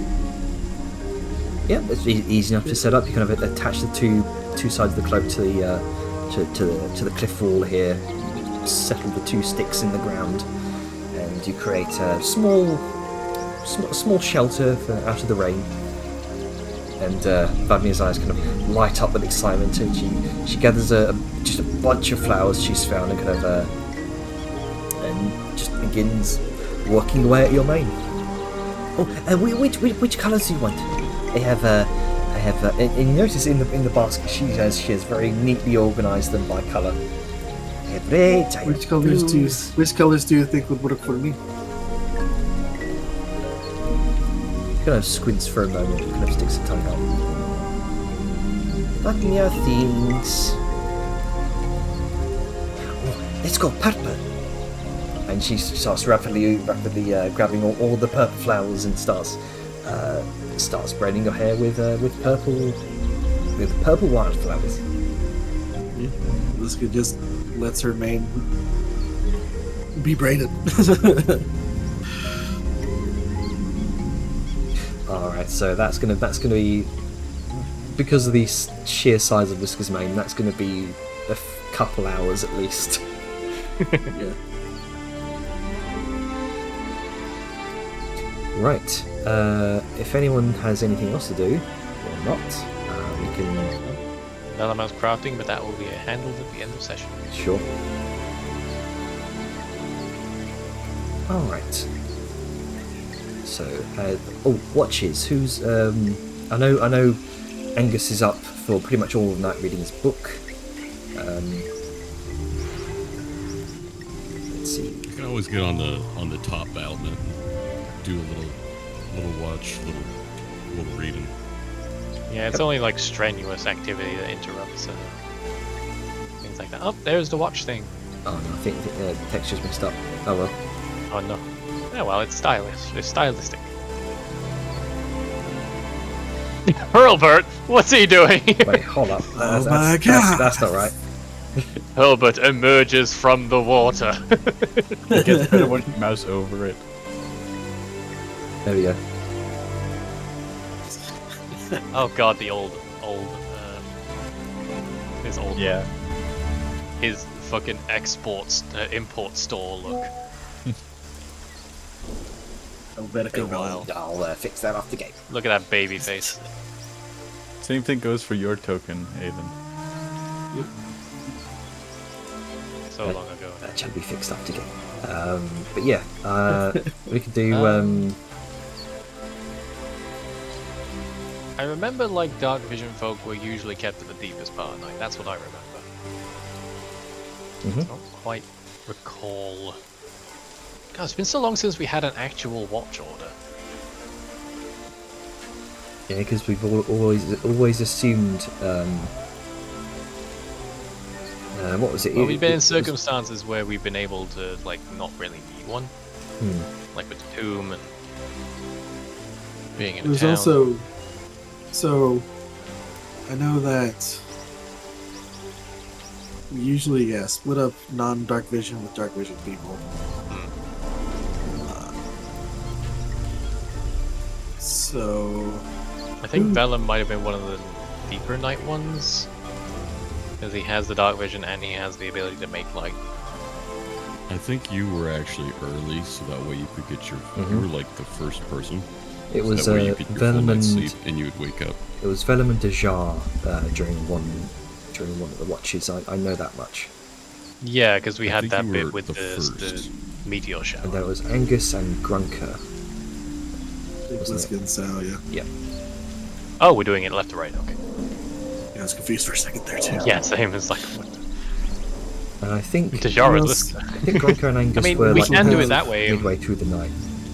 If I We recall also correctly. have, of course, we had Vadmia and Webby. But Mhm. now we also have Tlali. So I mean, I think you guys are covered for like the entire night. So Yeah, it's you. just a case of Thank when you. things happen, who's Yeah. awake more than anything. But yeah, I think this was how roughly we had it. We can change it if people want to, but I'm thinking it might be a good idea to change it, that's up to you. just because things have changed. yeah. Does anyone want to swap out shifts? I'm good with swapping out if you want. Yeah, your vision ain't so good. What do you mean ain't good? I had I 60. don't mind.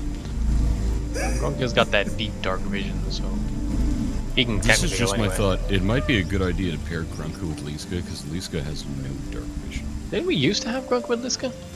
No, it's been with Sal for a while. Oh, Yeah. Yeah, we could probably switch it around. yeah. You know what? I want to take Deep Night. Let me take the Deep Night. Right. Get in here. Okay. Alright.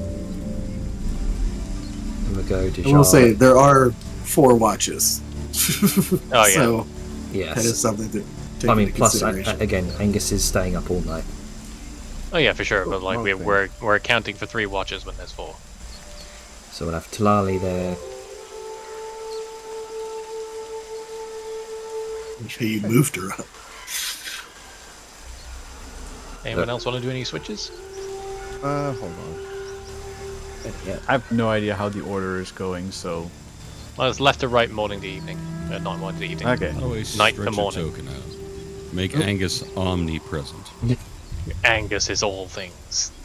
Angus. The map Angus. froze. Angus. Just Angus. Oh, right. It's weird. The map froze. Like I can't move the map anymore, but everything else is still working. If I have to Yeah, scroll weird. over somebody, Have you selected something or somebody?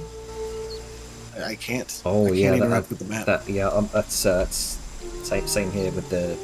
Okay. Yeah, But Stream technical View also difficulties. froze as well. So let me It's refresh fine. We can that. take the time to figure out what we're doing. Yeah. So Angus is omnipresent. Talali can help with a shift.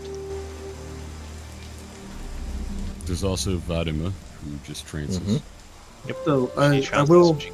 I will ask this. Like you say, Angus is omnipresent. Isn't he not working through the entire shift? He is reading a book.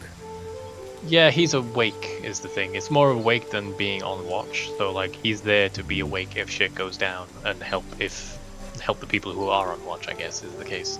Yeah. That's he's not- would be my question. Like he might be awake, but he's not quote unquote on watch. I'd say not on watch, just aware.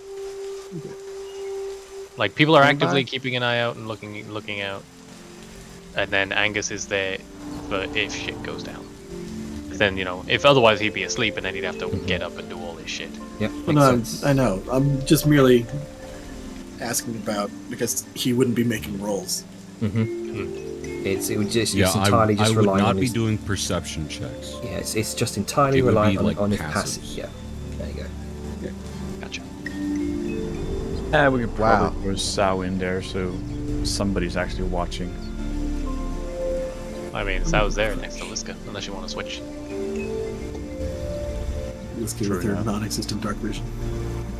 I mean, you have the far sight. So does Grunka. Grunk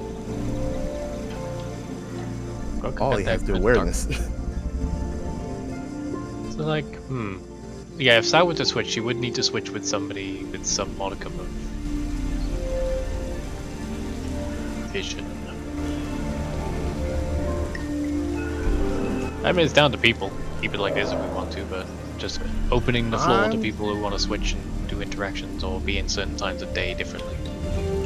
I'm fine as is. Liska has Yeah. no preferences. She never does.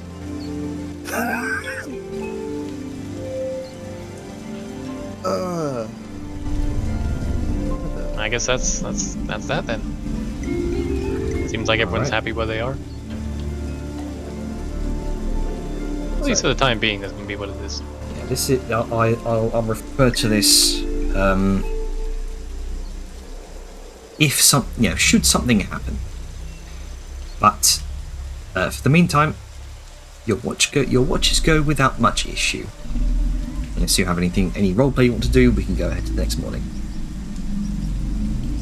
Oh, Angus was going to comment on Dajar. Oh yeah, go ahead. Yeah, he would step out of his tower where there's been the little tinks and tanks of hammering away and the chanting of magic. And then he's like going over to his long stewing pot. All right, dinner's ready. Dajar, you look like shit. I feel like shit. Ah, yes. Let me go. This was a wonderful idea. Let's go out and find berries. Maybe some mushrooms. Terrible idea.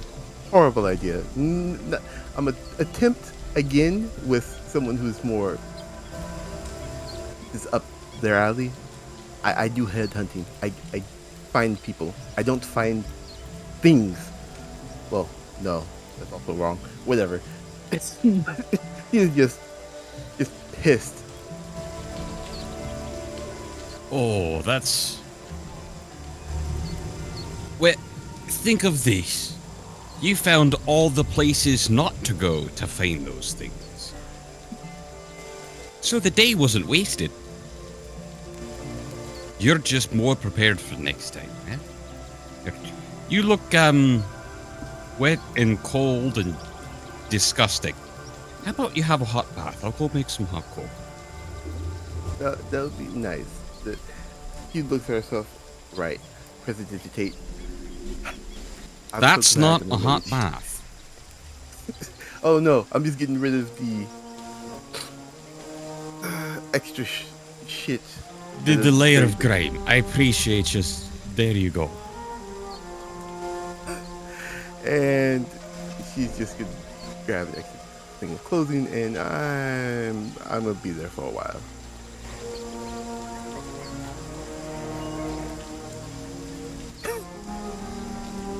Right. Today, probably I won't hate tomorrow. This is gonna be fine. This is fine. Well, was today awful?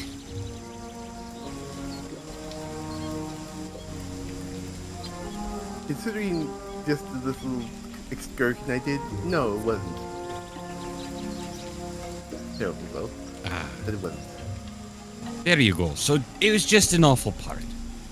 Throw away the rotten potato before it has a chance to spoil the whole brunch. He's brewing up a little thing of hot cocoa while they're talking along. Tomorrow will be better. Only reason it won't is if we decide to let it become worse. Here, I made some raptor pot roast. Have some food. Relax. Unwind. Here's some hot chocolate. And go read a good book. Before that, I have a question. I may have an answer.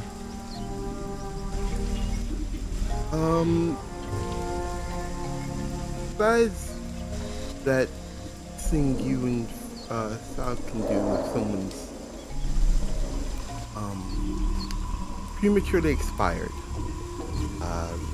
Is what's again? If you guys have a scroll of it. Revivify? Oh, revivify. It's almost like reviving the dead. It only works a short time when the soul still has a tether left to the body. You got about around a minute before it fades. What's for one that's if someone is dead? Like dead. Like that kind. Sort of gestures to the bundled up corpse of the traitor. Yeah, dead. Ah, for that I would need to be able to raise the dead.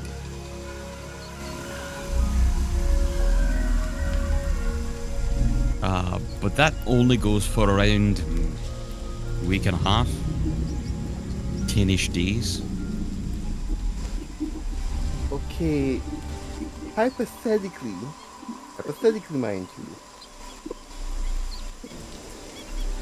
if someone was dead for a longer bit of time, let's just say around Ekteshi Empire days, is that even possible?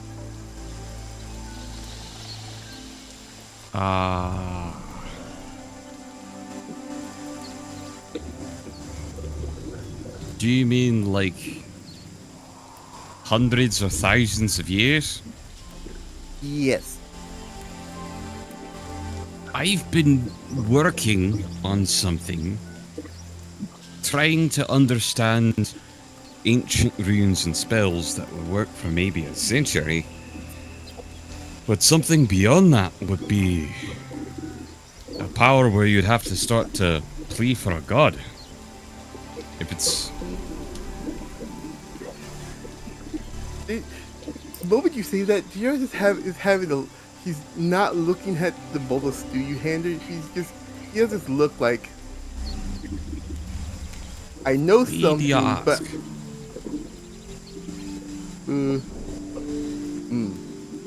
Remember those scraps of parchment that we found in that tomb, right? On those... I might have found something, a remnant to a spell that might have done, hypothetically, what I was thinking about.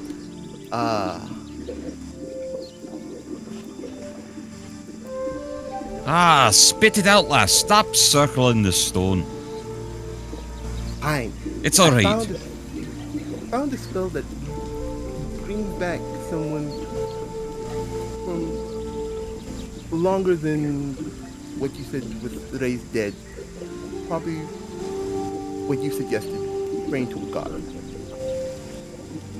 Remnants, I did have to decipher quite a lot.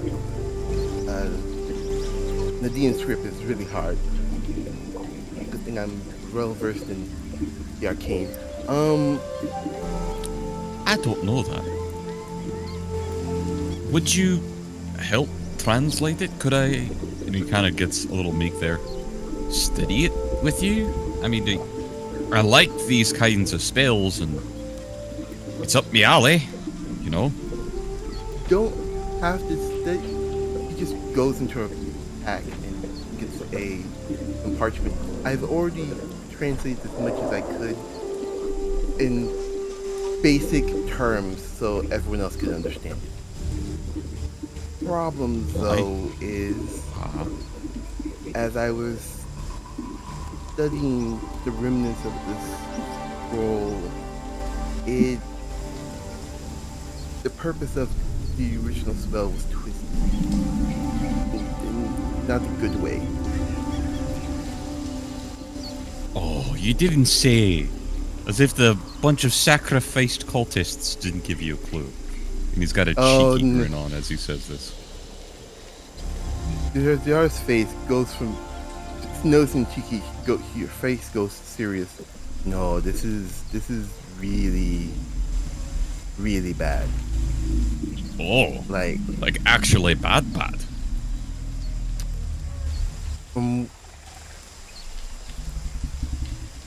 What you did to that bandit, what exactly does that spell do?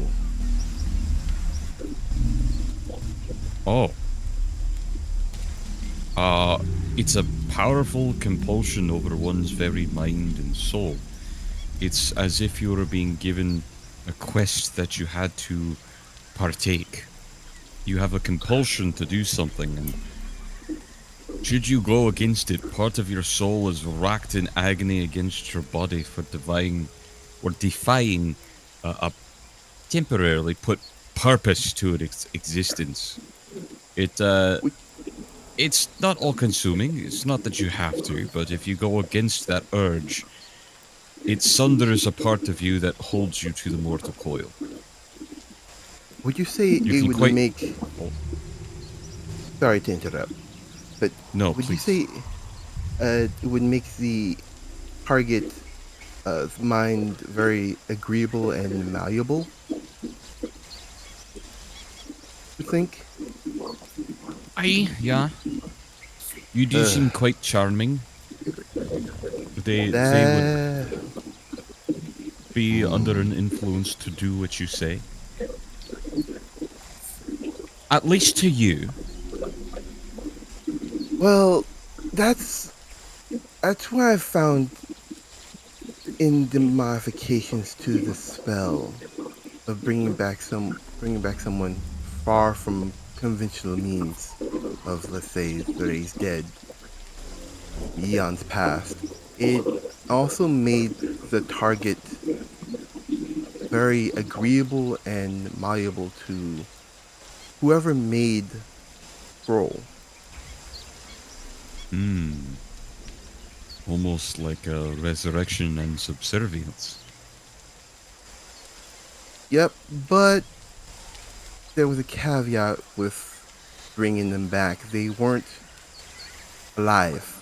They were caught between life and death.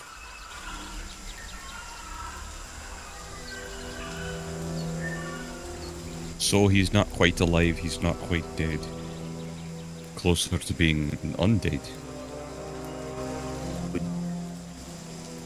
So yes. And he is controlled by whoever made that scroll.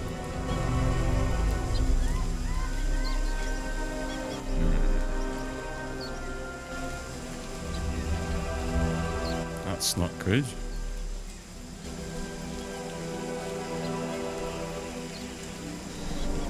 And I have a feeling that we're going to be, at least all of us and all of us magic users, are going to figure out or come across something of Nadine's script. And it would probably be in our best interest to learn it. At least in my eyes.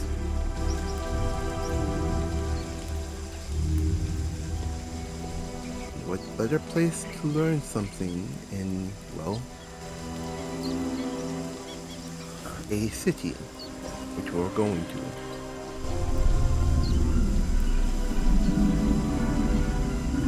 But that also begs the question,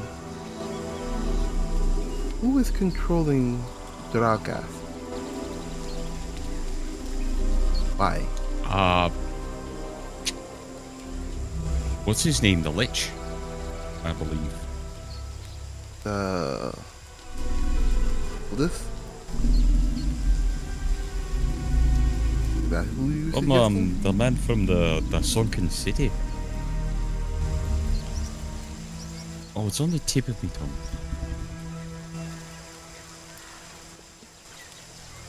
Fuck me. Ah, yes. Thank you. Hello, are you here for dinner? For a short bit. I believe, yes, it's Valdis from what the corpses in that horrible basement said. Is this something we should be talking with everybody? It seems a little too important to just be the two. Well, hello, son. The three of us. I would. Yes. Sorry, I had some questions that you'd seem to know. I just wanted to get all my ducks in a row before telling everyone else. Didn't want to speculate too much. I've learned my lesson with speculation. Good as it may be, it could lead to horrible consequences.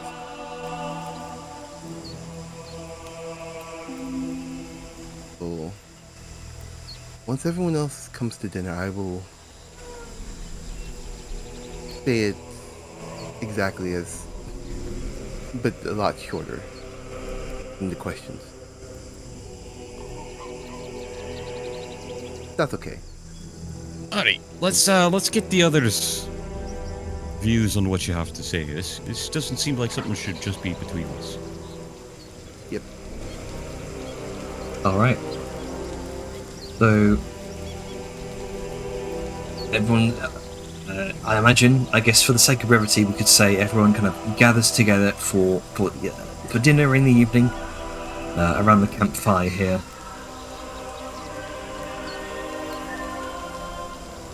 Yep.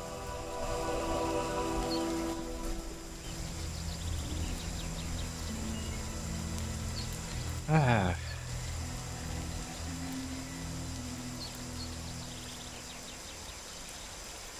And what has Angus conjured? Dinner? All right, Or just do you mean just fucking literally- dinner. yeah, just No, just I'm saying, did you mean for dinner, or did you Yeah, think he for- actually for- physically conjured something? for dinner. Oh, Well, he might as But- well fucking conjure stuff because the way he cooks is divine. hell yeah.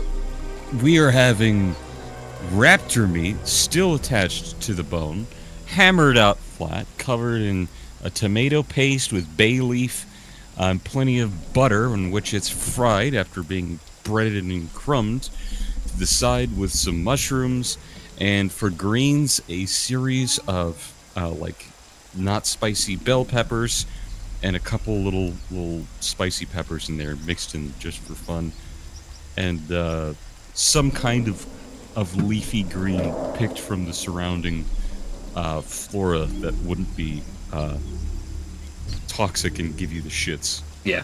As Fair a enough. Caesar salad. All right, as you gather around, kind of eating your evening meal. Damn it, I was muted that whole time. Shit. Yes, you were. I was gonna say, like a Caesar salad, where did you get the anchovies? Anchovies. He I, stabbed him in the I back. substituted for lard. Hold on, wait. I don't have anchovies. Fuck. Quick, What? fabricate. Hold on. Creation, anchovies. Wait. I don't think it works like There that. we go. I'll substitute with clams. Yeah. Sure, that'll That work. umami flavor. And that's when we learned someone here is allergic to shellfish. It's Angus. Somehow his cheeks get even puffier. Yeah, it's like, it was weird when I was working with the clams, my hands just puffed up like a balloon. And nobody noticed. Oh, it's just water weight. No, it's anaphylactic shock. Okay. So as you're all eating your evening meal around the campfire, I guess Deja, you have the floor. You wanted to mention something to the group. Yep, so here after seeing everyone's well into their meal, I have something important to tell everyone. Those I found, since very appreciated from Angus, who has gathered the rest of those scraps of parchment from those cultist corpse. It had a spell. I could barely translate it as much. Something of a resurrection. True resurrection? And my DNA is not good, but it's saying to bring back those from literally a bygone age, but not through the conventional means, and not alive either, caught between life and death. Also Like making an undead. yes. Well, not like just like an undead, a very powerful undead, a lich, if you will. Another one. So you It found gets a better. way to make people a lich? Well, from the remnants of the scroll, yes. I'd rather not keep it in my hands. I'm not done though. from the target of the spell, whoever created the scroll makes the target malleable and agreeable. So essentially he's controlled.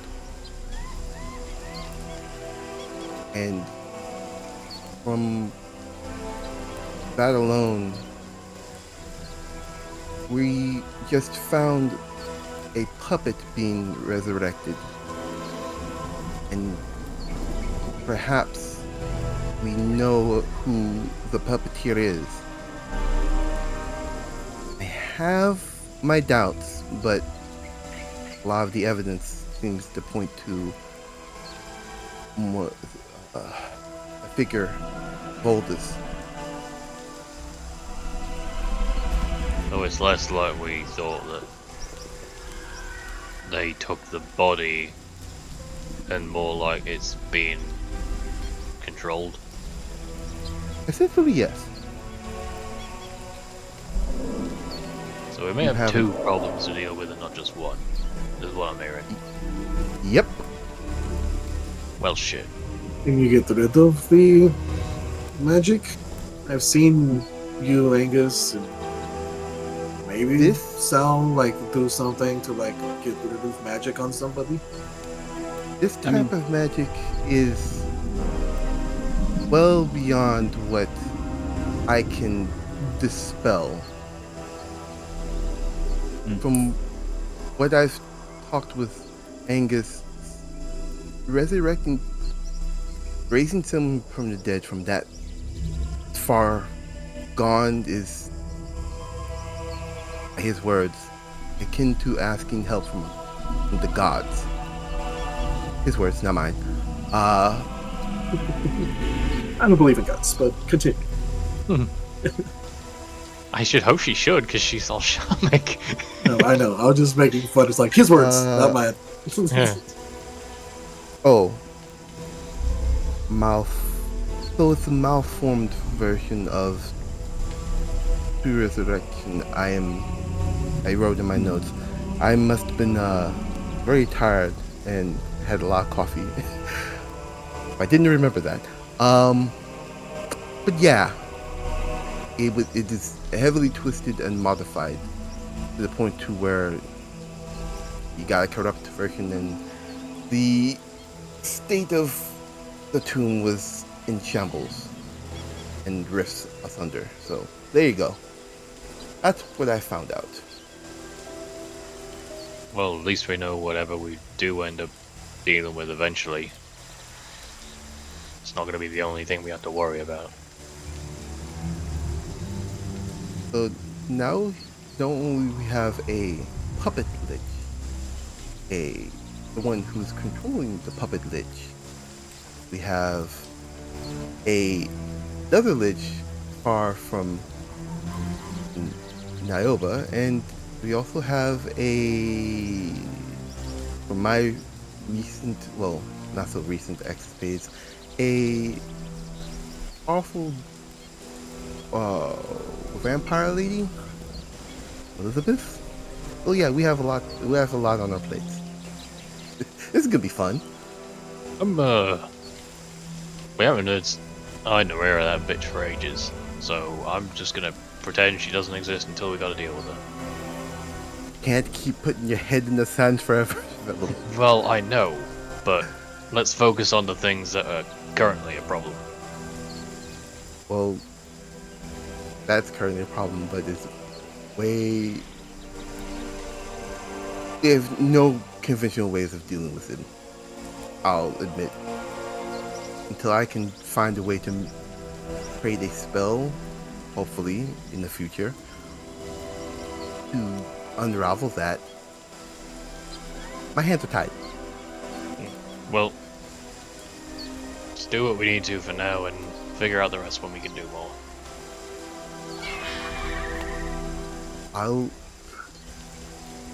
Well, wanted to let you guys know. There. No, well, it's good to know, thank you. Also, he looks to Sal and Angus. takes out a robe and one of the daggers. Is it possible to, I don't know, find a way to get rid of these,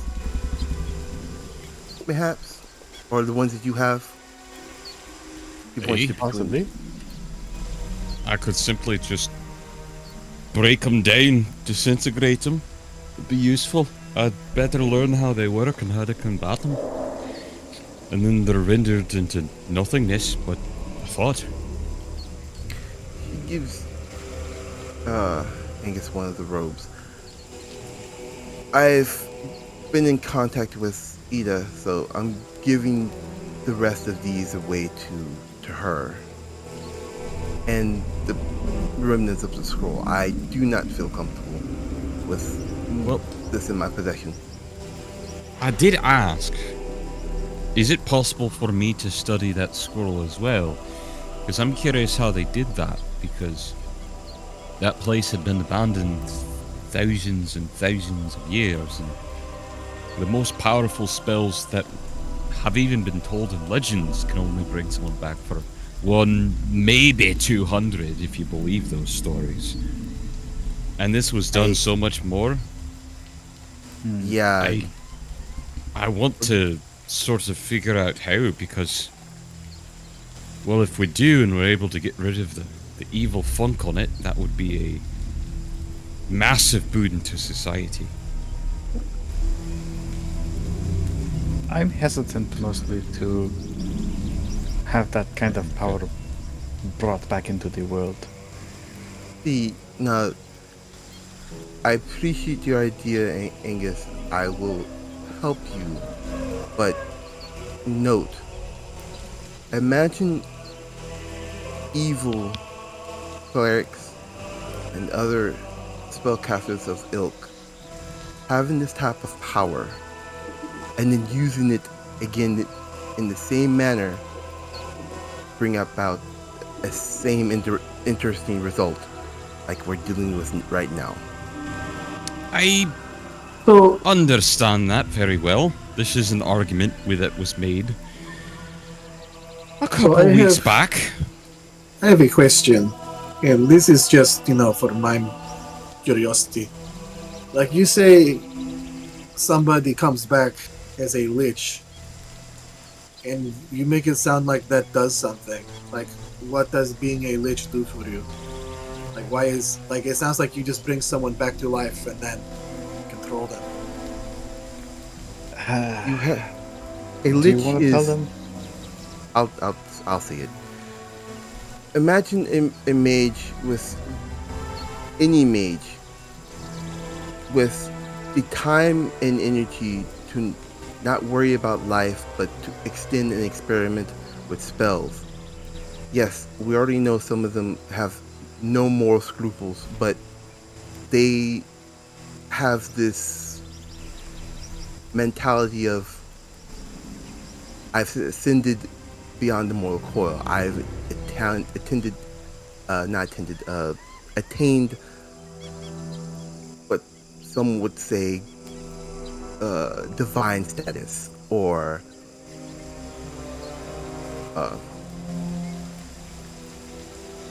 phenomenal power, if you will. So you're saying that just being a lich gives you magic? So if I died and they cast it on me, I would suddenly know more magic than you? Yes and no. Yes, Because it seems like being a lich is something that someone chooses to be, like you're saying, a wizard or another magic person. It seems like if someone is just that became a lich, it sounds like you're just a bad person. also with Why a does lich, lich mean anything? Especially if you're being controlled. Like, if they come back and they're being controlled, they wouldn't be researching. They would just be a puppet. So would they even know any magic? She's got a point. you Maybe would, it's just Even like that a really... aside, if you from during your life, if you knew magic then, it would carry over into the undeath. You would still know it. Yeah, but Oh, would Your you living learn corpse. anything? But would you learn anything new? Because otherwise, it just sounds like it depends on the person you turn into a lich. Like if I became a lich, I'm pretty sure I would still beat the shit out of people with a weapon and not cast spells. Also, Same. like, instead of being a lich, you would be like a powerful knight, but in death. Yeah, Like a deathly. deathly knight. Yeah. Yeah. See, I think it's- I'm again. I think if I ain't too great with this stuff, but I think maybe that's why they picked who they picked. That they knew that they would be powerful, no matter. Well, no, what I was mean, said. I understand that, but I'm just saying you're making it sound like the spell is the be-all, end-all of the world.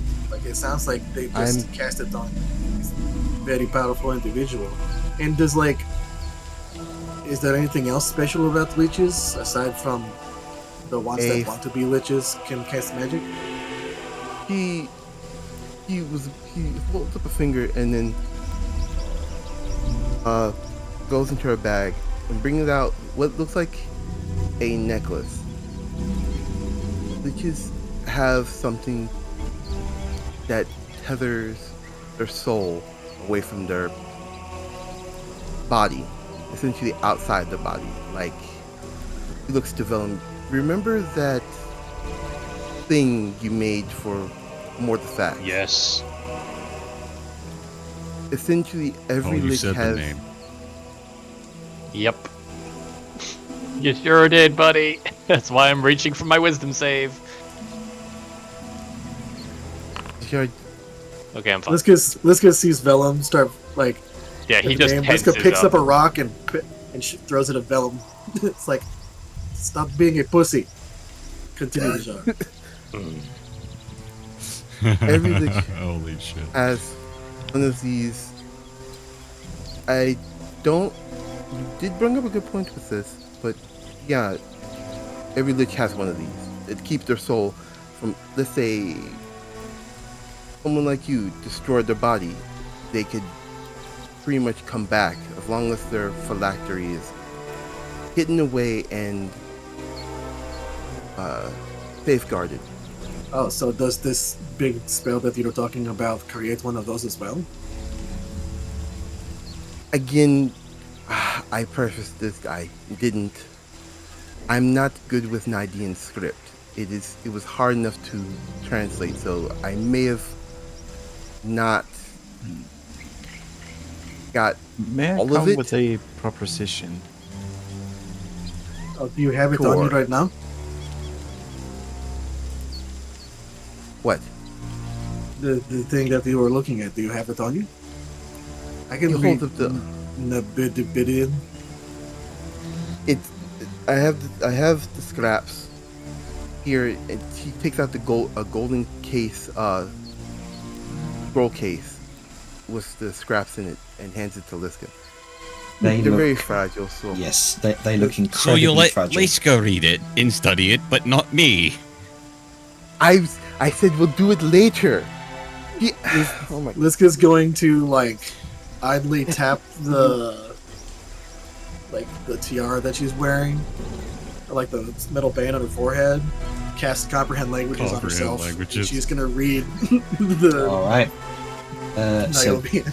give me While brief you're second. getting that done, Thou did say something about having an idea. Mhm. Go ahead. What if instead of raising people as a lich, a proper one, they do it halfway, keeping the soul, so to speak, as an insurance of the person's, and she does sort of air quotes, loyalty. I would reinforce the fact of them being very malleable and agreeable to such terms, and as an extra insurance. Would make sense. Something else came to mind. Oath taker.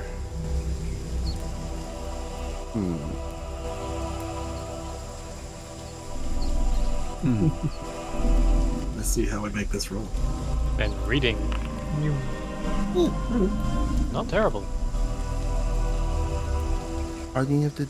I'm tempted to have Sao give you like +4 and just say something akin to, "Did you carry over the 0?" No, you're reading it upside down. Probably nah.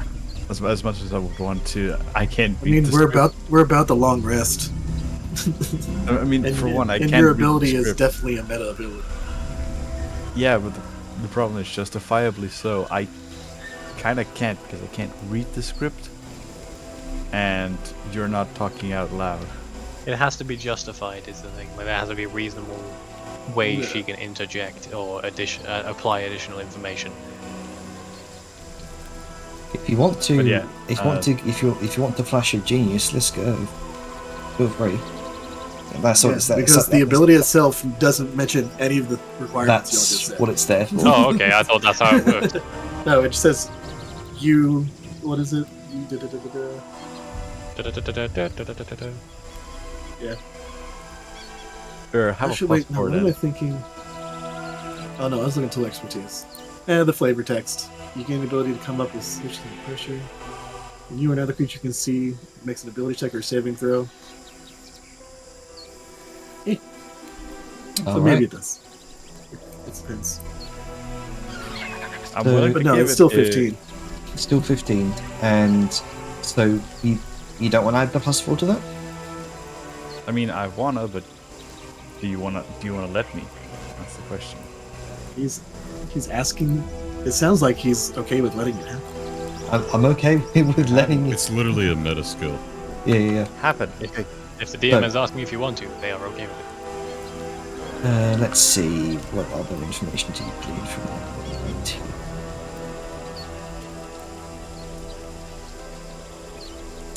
Man, Okay, sure so is wet today. so that I think that would push you over the.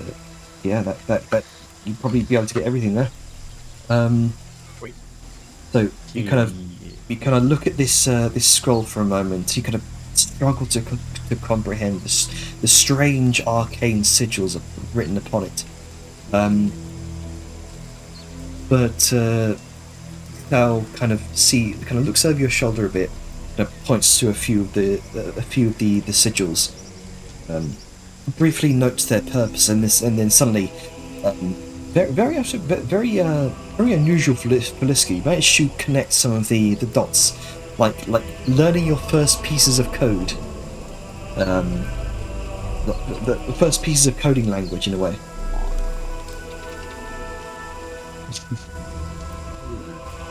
And it starts to make sense.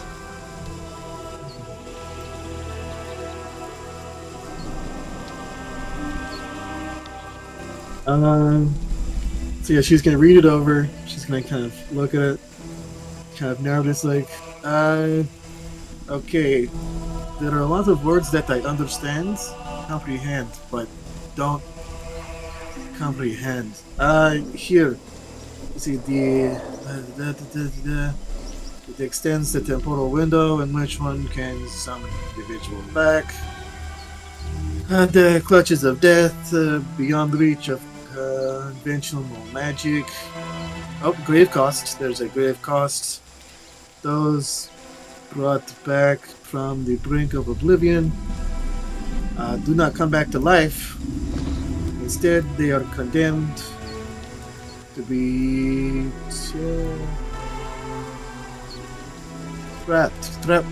trapped between realms of living and death. So it sounds like just like it kind of brings someone back to unlife. Does it bring back their soul? Is it like because I know that's what the like you hear about those legendary like resurrection spells do, but it doesn't Yeah. mention anything like that, it seems. Reason why I was assumed a lich. It didn't mention anything about the soul, so Well, I mean, it sounds. I don't know much about undead. aside from what you hear in the stories, but it seems like most of them don't have many soul left. But she just kind of shrugs and hands it back to, like, kind of stands up, hands it back to the jar. It's like, I didn't read anything about the, what did you say, pillow factory? A phylactery. That's what they said.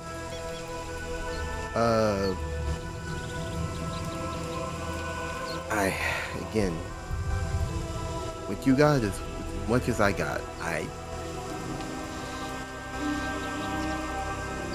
I'm making some educated guesses at this point, trying to fill in the blanks on what I'm missing.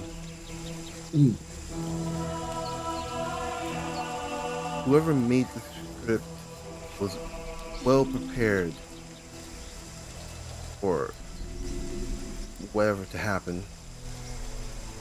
And Dragas went to wherever the caster was, and I have no idea. I mean, from what there was some just like stuff in the margins. It did say that they could possibly, the person brought back would have some of their like smarts.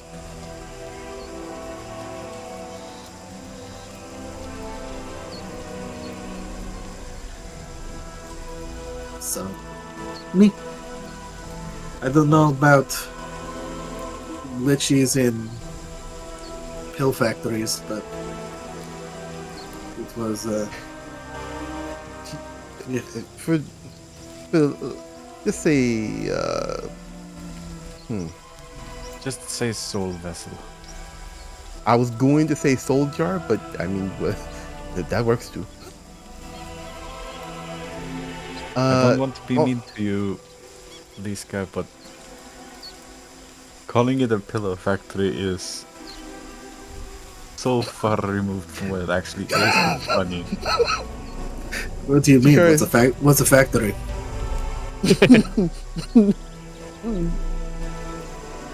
I know what a pillow is, but I don't know what a factory Anyway, is. You mean like a workshop? A pillow workshop? I mean, that sounds weird. Why would a lich need a pillow workshop? Don't be weird though. That's stupid. I'm Anyway. trying to put whatever you're saying together. I said pill factory. What's a pill? I don't know. It keeps souls in jars. I don't. Oh my goodness, my brain. I think the conversation has reached its conclusion. Magic folk talking about magic. Just the jars, like, I'm surrounded by idiots. I love these idiots, but my brain is hurting so bad. I believe. I think the Snake's quote brain is needs to rest beset now. by idiots on all sides. Sit next to one of them. Dejars is gonna look to Sal and Angus after Dejar hands Angus the golden scroll case. Here, we'll discuss this later. There's So do one you think- important. Sorry, I was just. Do you think that this is what Moribs cast on? What's his face? Who's Marie? Hey, I think so. Oh, Dejar the guy. That would You know. be Umbrus. Okay. Aye. There was Ah. a word puzzle, and Liska here spelled out Maribs instead of Umbrus. They're kind of just stuck. I think the puzzle was broken. That's all I have to say. Because he responded. He responded to Moribs. All right. Moving past that. Angus, Sal, what's your cultural take on a oath taker who's broken their oath? That's very bad, lass. That's how you get damned. In a way that your soul has no rest and no peace. And it makes sense that you'd want to, go off and do horrible, terrible shit because you're in a torment of your own moral making. Would there be? This is gonna sound very weird coming from me. It would be something Bellum would say. Sorry, dear. This sounds like something up your alley. Okay. How would you redeem someone that broke an oath? Besides combat. Angus puts down his raised hand. I mean, there is the one way back home, but I'm pretty sure nobody else does it. What is it? Restoring self-honor by committing ritual suicide. At that thought, Jared goes What? like, What? "Excuse me, what?" It's an older tradition, to be fair, but in short terms, self-disembowelment. Damn. Your grandpappy's Okay. pretty hardcore. I've Oh, I've you have heard no everything idea. now.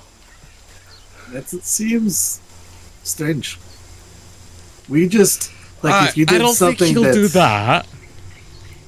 like No. if you did something horrible in tournament, they just like you went through a ceremony like to atone for it. Like there was usually beatings involved, but like come out fresh on the other side. It's very symbolic. Just Yeah. I don't. Back I home, don't they're think, a little weird when it comes to preserving the honor of the person, family, clan. Okay. Considering who we're dealing with in our vile organization, she just slowly turns to Angus. I guess violence would be the answer. Needed. I want to try and find a way, magically.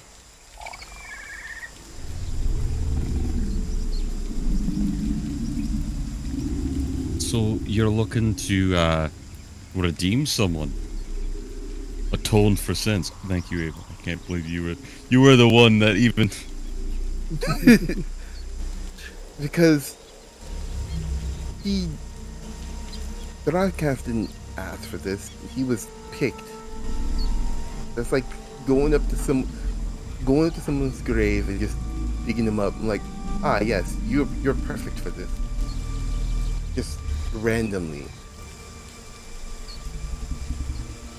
The dead should just stay dead. In my opinion. I can think of something, but the problem is that it requires somebody be willing.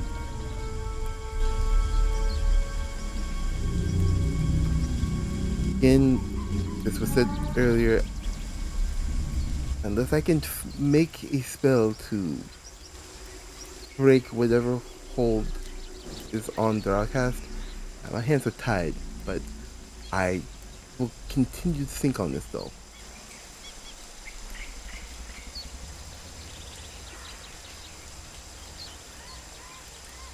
Alright.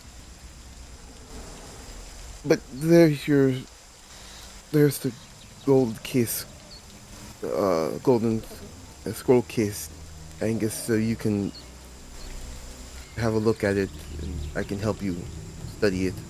I am mentally drained from this conversation. I get you. I too would like to move on from such mentally strenuous discussions. Agreed.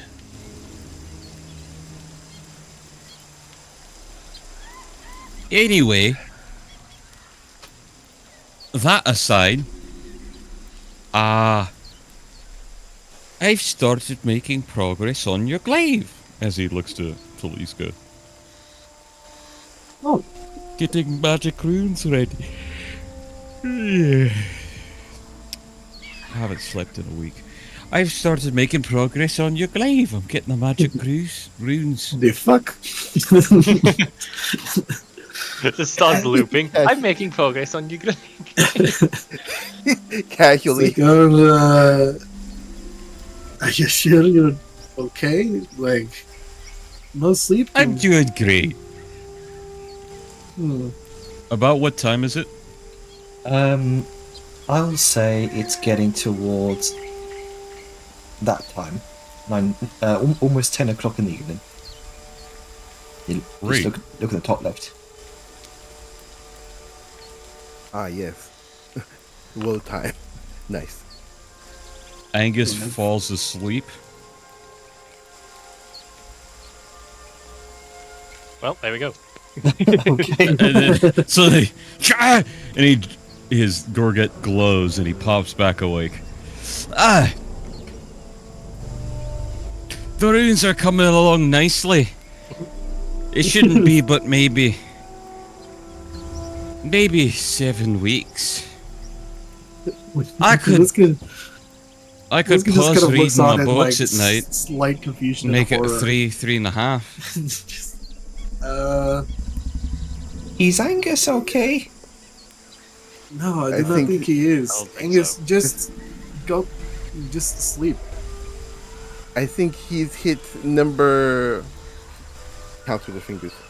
Number 7. You don't have to Minor knockoff. Yeah, I think he's up to like DC 35 right now.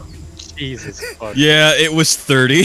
It's the gorget that's keeping him awake at this point. Yeah. It's like a It is- fucking shock color. Yeah. he is, That's he is having exactly it. what- a minor case of narcolepsy. I am impassioned for my work at the moment. See, in real life, you don't just have a single roll not to fall asleep. If you haven't been sleeping for a while, you're falling asleep throughout the fucking day. Yeah. Yeah. But Yeah, Venom's let's gonna go- sta- I'm sorry, go Oh, ahead. sorry, continue. No, you're good. Okay, well, Venom's gonna stand up and just sort of give a bit of a side look to Angus. Get at least one night, and then do what you want for the rest of the trip. Just before we get to the thick of it. You Oh, are of course, not of course. good. Oh, listen, I don't say anything about your hairline. It's growing back out, it's fine. I'm teasing, lads. It's just. Well, I'm gonna take a walk before bedding down. Unless there was anything else. No, Are you that's... gonna be alright walking out alone? I mean, I'm not gonna go far. Just yeah. At that point, he sort of Alright. just starts making his way. Also, I know I could have gone the other way, but fuck you. I like this bridge. Its squares line up with the graphics. It makes my brain do the dopamine. I think Farping's gonna follow after.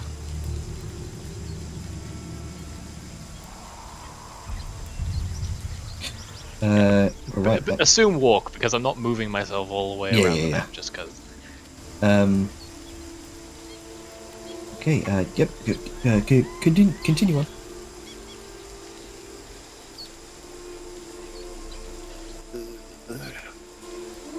Or did Vellum kill the mood? No, I think No. Shar killed the moon with it's very heavy talk. I think that for now, it is time to call it a night, unless you're Angus for some reason. So I'm going to go to sleep. there you go.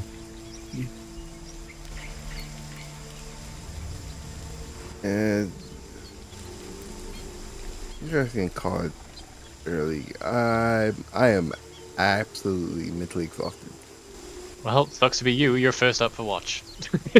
Yeah, Shar remembers you. By the way, we do need to fix that because we only have like.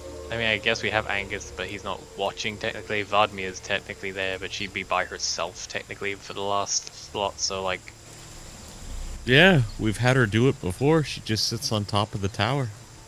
true. I mean, if we sort of like before, we could zigzag it. Like if you move Sal all the way to the end, put Liska halfway through hers, but Grunka halfway through Liska's, Vellum halfway through Grunka's, etc., etc.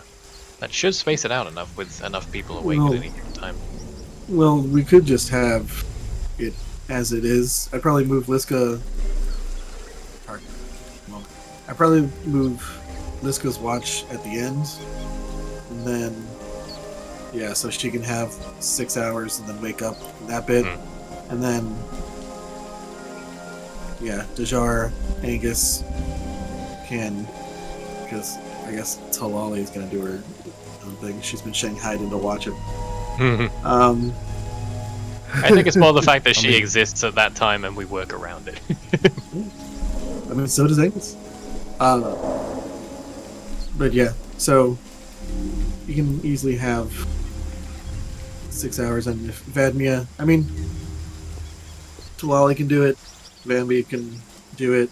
There's also Webby, who has been a lookout for some time. Yeah, you know, we don't have to shift everything. We can just put Liska in the last slot and then that'll cover it.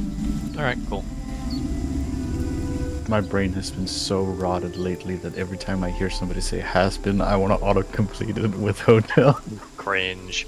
Jesus. Fucking cringe. That's some Cringe. severe amounts of brain rot there.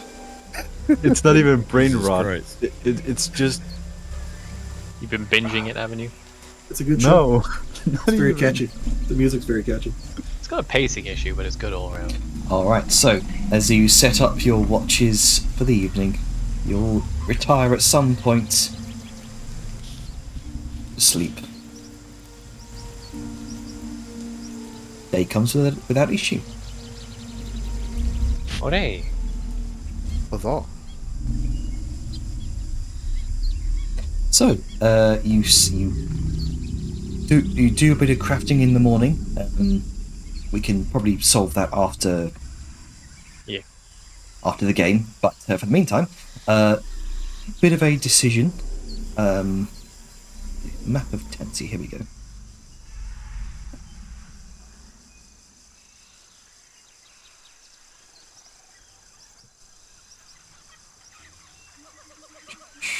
Where is it? Okay, so here is where you currently are.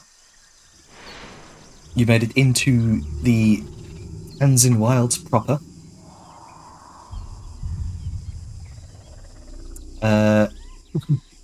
Which way are you going? Because you have the northern, or the northwestern trail here that leads off towards Tektahos. You have the way through the jungle towards the jungle center. Well, Talali's leading them to the place they asked her to take her, which is Yep. the Bunsalan Temple. So Yep, we were following Talali. are you? So, question: are you kind of stopping here and making your way across, or are you stopping here and then making your way across? I mean, we'd have to cross the water eventually to get there anyway. yeah, but preferably we should cross the water only once. And as far as I can tell, by way here, there's a bridge. Is there a bridge? Yeah, it's currently under Yeah, the that's white literally- line. Oh, okay. Well, then, yeah, let's cross it once. Where are there bridges, Jenner? Like I say, because Talali would know. There's one here. It's so tiny and hard to see. I mean, yeah, the fucking there. forest is covering it. Mm-hmm. There's also the clouds and the effects. But yeah, like, we cross the bridge, go over, and then we're only crossing the water once. I think, like, Yeah, she's going to take them So- through the safest, best route. Like, she's not going to be like, hey guys, let's go into the deep fucking jungle. Yeah, yeah. Like- yeah, I think it's like, yeah. It's like, if there's a bridge down here, then sure, it's a more direct route. But if the only bridge across the river is through there, then yeah, she'll go up and cross. There we go. All right then. She's not stupid.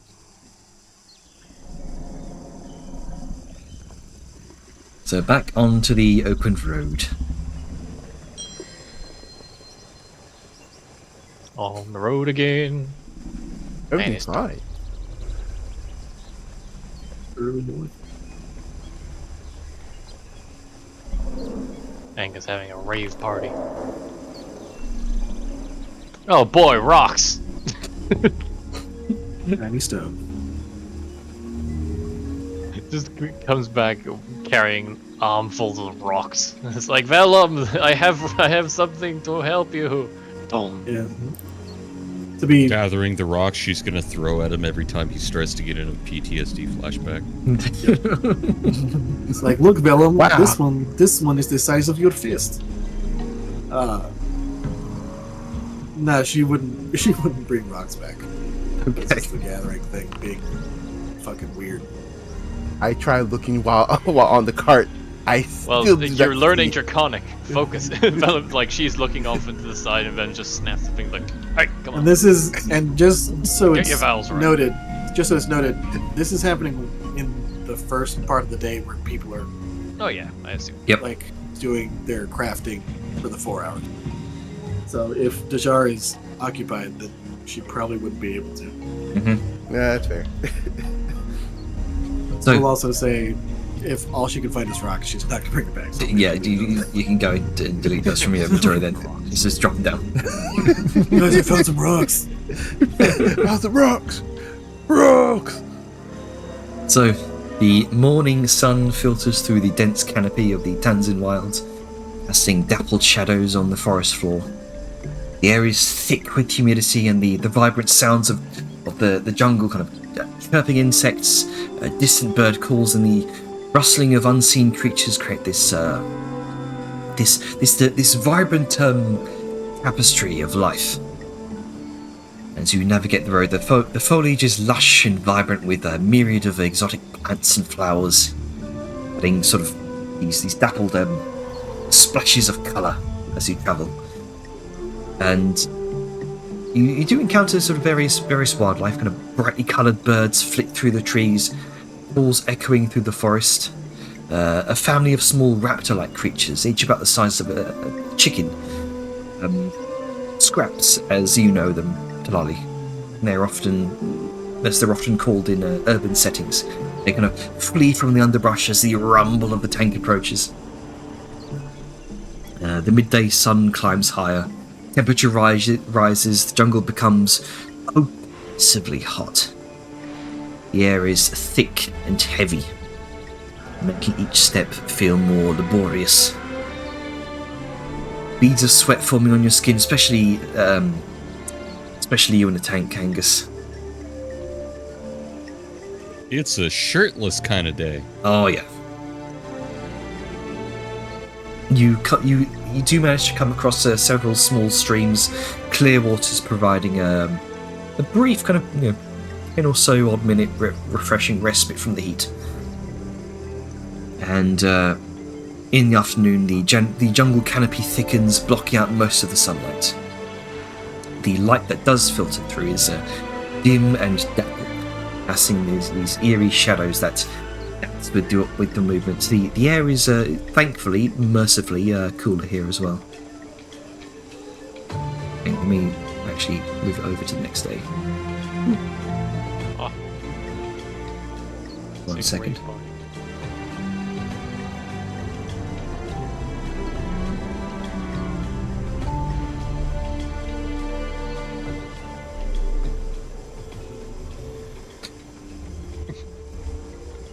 Damn it. We've been on the road for days.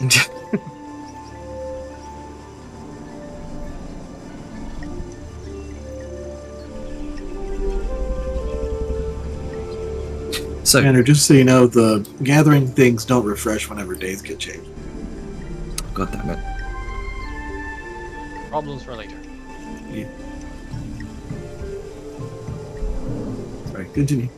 Right.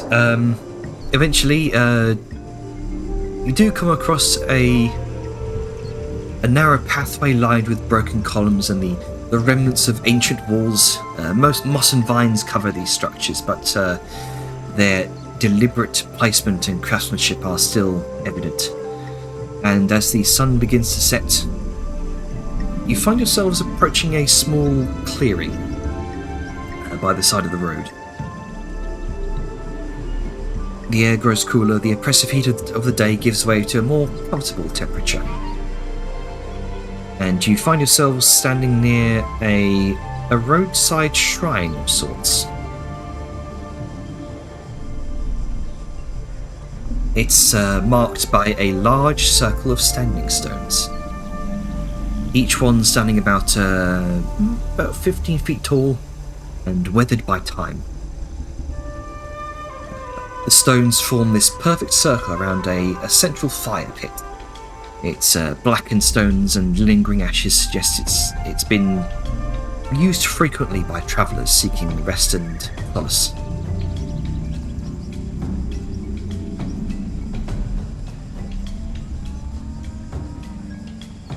Then I'll guess we'll use it. Sure, why not? Fuck it, it's there. Also, we've stopped, so I guess the DM is telling us it's working. I'm joking.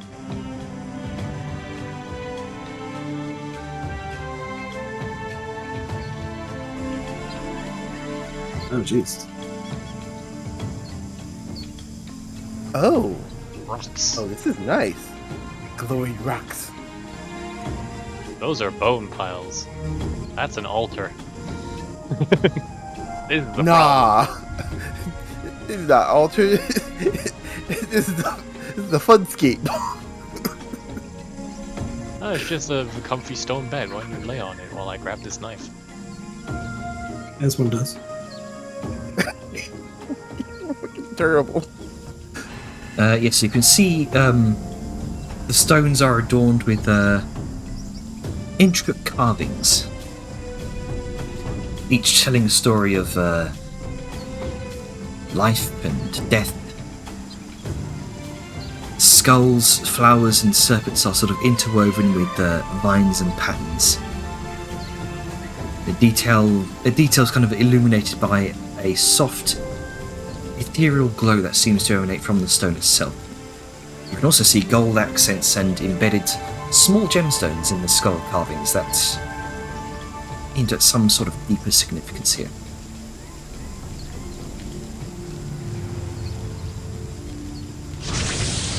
Time to blind Grunka. No. Look, this area is apparently dark, and everyone's lighting up. I'm not. What do you mean everyone's like, no, not everyone. The fuck? Angus is everyone. Okay. I'll be Google honest, like, thing. Vellum saw the bones and was like, Sus. I'm bones gonna are do this. I'm gonna do this because it keeps fucking stones. Awesome. bad. I'm gonna do this because it keeps popping up, even though I don't have it. And I just wanted to stop popping up. More I mean, stone. Okay, no, I would be over here. I'm maybe gonna that stops the thing from popping up. Okay, let's reset these then.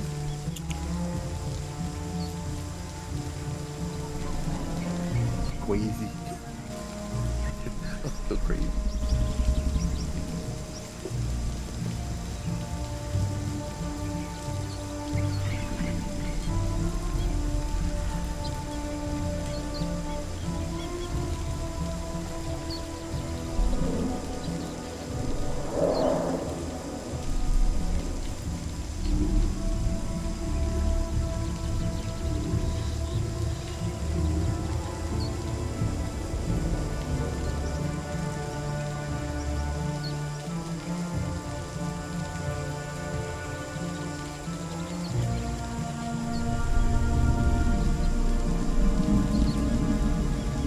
So, what's everyone doing?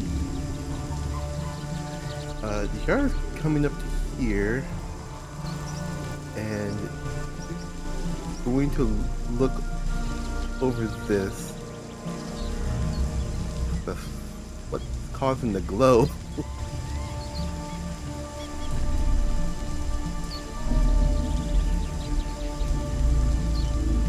that I come through?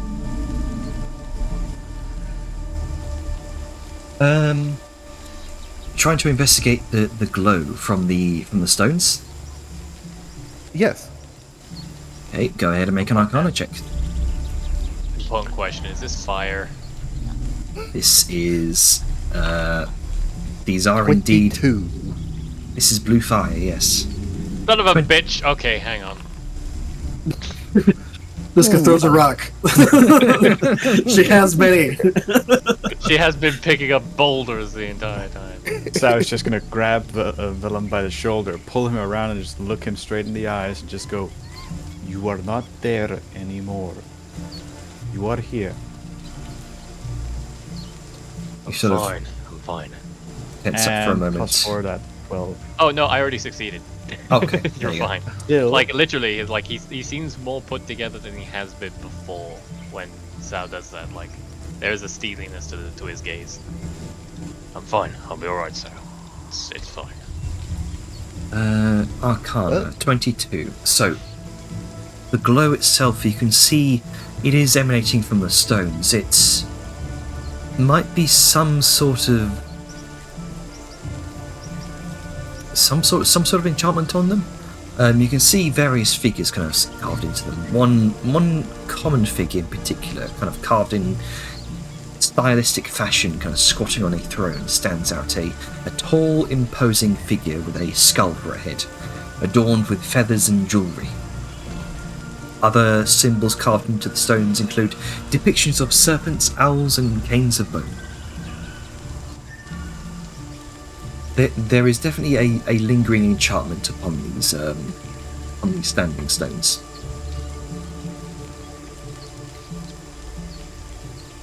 He's looking and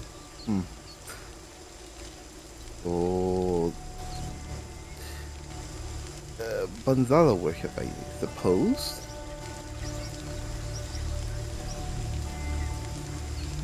How tall were the pillars, did you say, Janet? 15 feet tall. 15 or 50? 15. 1-5. That's a Liska and a half. You are correct. 1.5 Liskas. Two Is that a new Wow. measurement? it's lasses and lads, but the lass is Liska. There's Using- this. Using anything we can not to use the metric system. There is this. Also, no, I'll say with that Arcana check, that there is definitely an air of ancient power here, and I'll say especially with Halali, you smell the scent of flowers and kind of fresh air that fills the air, mingling with this faint musty odour of old stone. A gentle breeze seems to stir the air, kind of carrying with it. Thematically, you could say whispers of the past. There is this underlying sense of awe and respect here.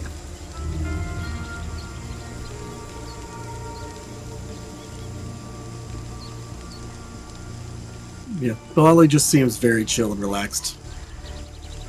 She like, everyone kind of stopped and she just casually walked past everybody while they were taking in everything, and she just about kind of seemingly at ease.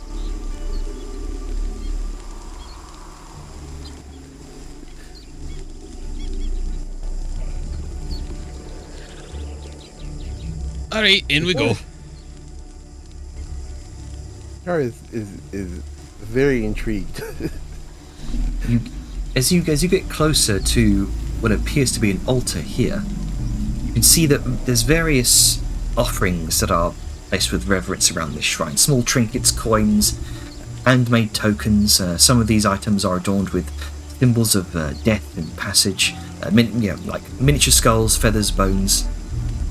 There's some sort of connection to the afterlife here. And indeed, you can see the blue flames that flicker in.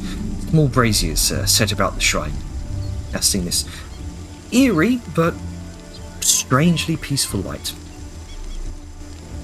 Blue is the nice color. Mm-hmm. Does this kind of remind Tashar when she went to temple in Itzel? Very much so.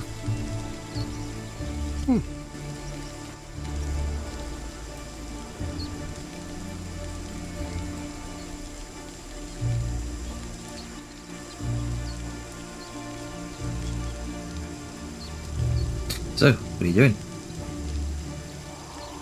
Well, I mean, besides looking around, not much Vellum has interest in.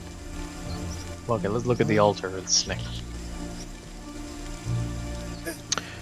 Janer, Yes. this fire pit. Yes. How does it seem recently used? I will say, make me a survival check. 22. Seems like it's been used within the past 4 days.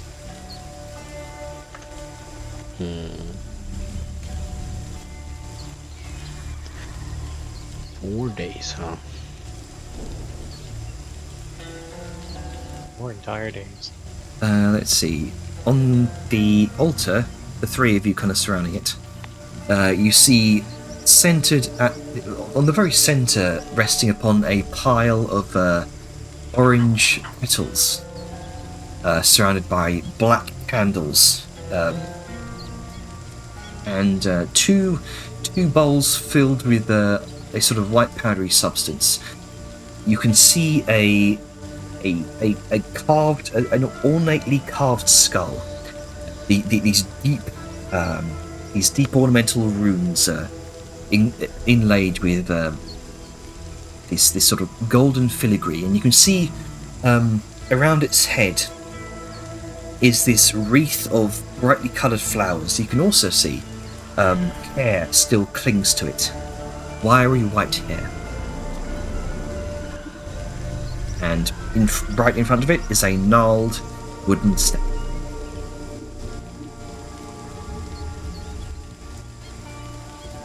Huh. Probably some altar with bones and a item. Well, for the deceased. Probably honored dead, I'm assuming. Yar's how he was saying this out loud.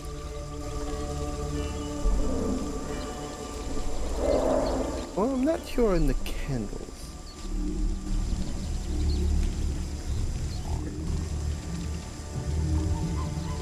There's like a prayer site, Talali.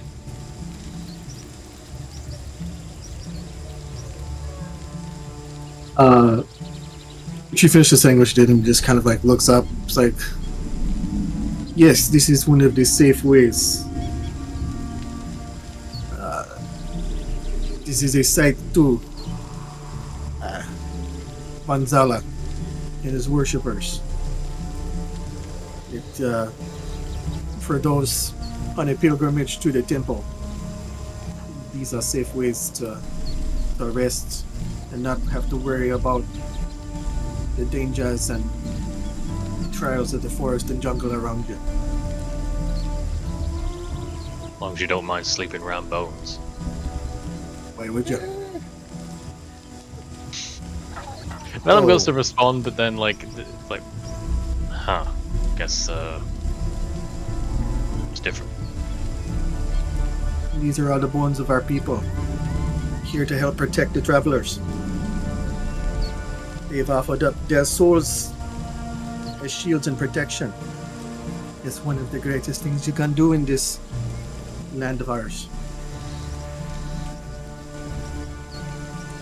I've read on something like that.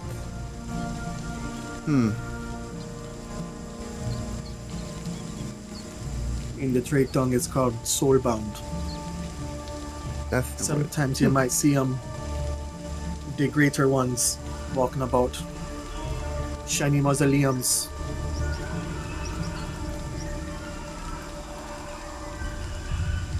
Now, what time of day is it? It is. Time thingy has disappeared for me. Oh dear. It is 6 in the evening. Okay. So did we want to make camp here then, if this is a safe place? We sort of like generally ask the question to everyone. I think this is a good spot.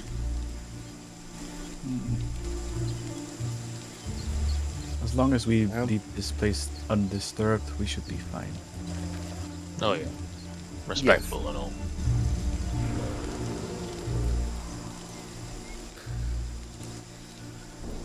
I guess we're making camp. Alright, so you set up camp here within the shrine. Oh no, here comes the steam hammer. Sure. Like, okay, let's leave everything as we left it. Let's be careful and respectful. Alright, where am I parking? There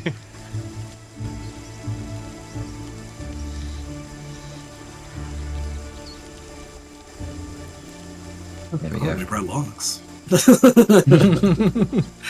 We have these logs that we really like sitting on. They're very comfortable, so we just bring them to each camp. It's like, yeah, Liska has like where her butt like pressed in a like her It's arm Just Yeah, pressed splintered in a into a indentation. groove. There's just a smooth indent like Homer Simpson's couch.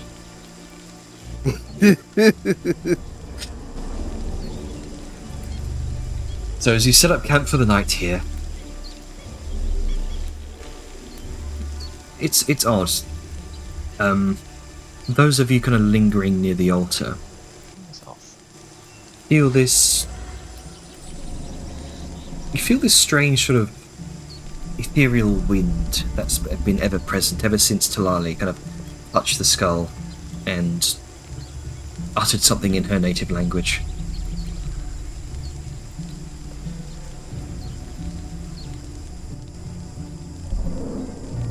And you notice the flickers of the 8 braziers of blue flames around the area kind of flicker momentarily.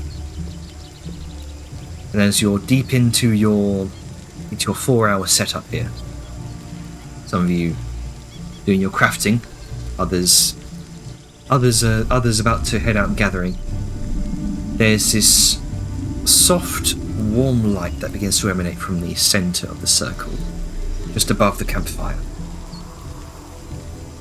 And from the light, some sort of energy begins to take shape.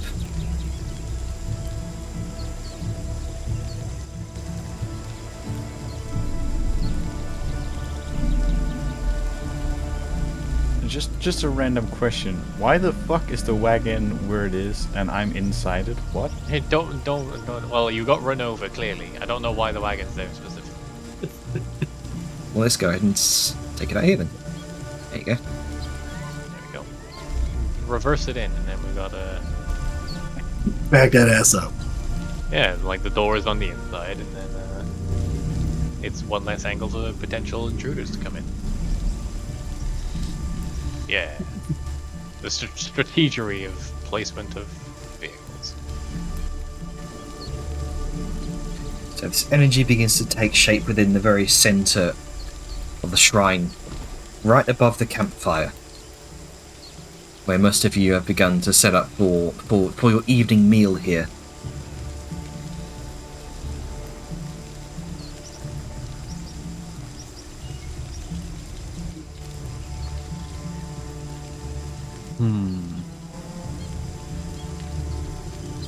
I'm not sure I like this place. Does the energy do anything, or Well, Just the light, or is it just uh, existing? from the light, as you kind of as you continue to observe, it begins to take a shape, and then you watch as it flows towards a nearby pile of bones engraved with golden filigrees, flowing towards the altar.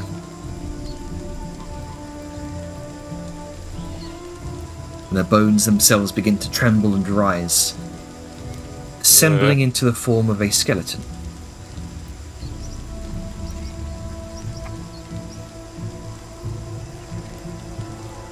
What's everyone doing? Keeping my Okay. distance. Kara's just is very comfortable. She's not making any moves. The bones are just forming a skeleton. Yep, they're sort of reassembling themselves into the form of a skeleton. Wait, Oh, nice. Over here Everywhere, Here. I think. Oh, there. on the altar. Little bit more concerning. It's fine. There's a Bones. reason Sao isn't within the circle. Yep, there's a reason Vellum backed up out the circle. Well, he's The just old comic watching. half-orc has a bit of uncertainty about skeletons. Who'd have thunk Yeah. it? It's always just watching with like a small smile on her face. Angus will go up, sort of get an idea what this is. He will take one of the colorful feathers from where there was the inscribed skull, and he will set it down for the skeleton. Right. You. Oh, reverb! Spooky Jenner. Oh shit! You Spooky. place down this offering of a colourful feather onto the altar, and you wait for a moment as gradually that single skull sat in the pile of petals begins to rise. You then notice vines and flowers begin to weave through the skeletal frame, sort of tensing and relaxing like muscles to animate it. The eye sockets glow with this ethereal blue light, and the skeletal figure stands before you.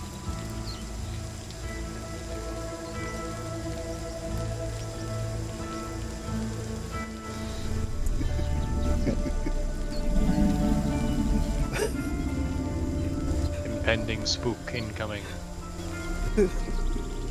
Oh my goodness. You can see it's both eerie and almost beautiful. It holds this long cane carved from a branch of jungle wood and seems to sort of hobble along the ground. It's adorned with intricate gold patterns and vibrant blossoms. As it steps forward, its jaw kind of clacking as the energy, it seems, inhabiting the body seems to speak within it. It'd be good to have company here once again.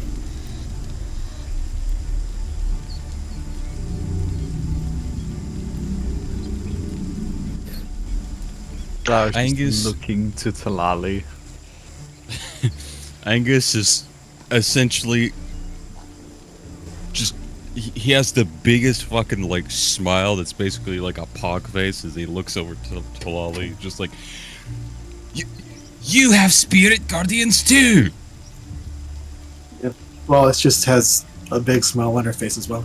Just like, hey, Angus didn't get to see the temple with this. So this is new to him. It has the voice of an elderly woman.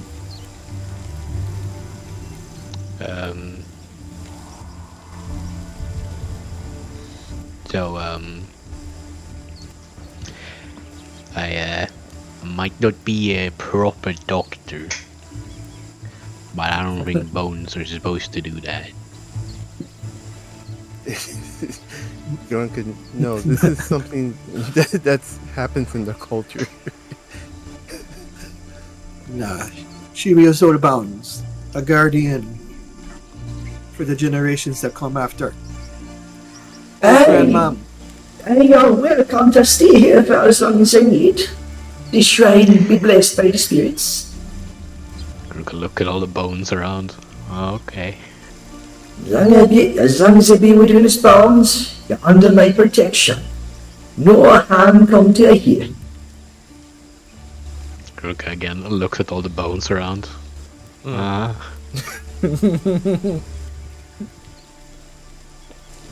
Oh, Grandma, what's your name be?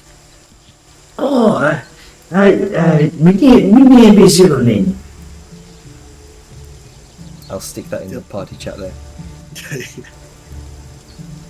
You could probably dial down the reverb ever so slightly. It's just the volume it puts out, and that's all. It's not the amount of reverb, it's level it puts it out at. I'll go ahead and reduce that volume then. Thank you for your protection, Grandmom. You be weary travelers headed to the temple in the center. We appreciate your guardianship.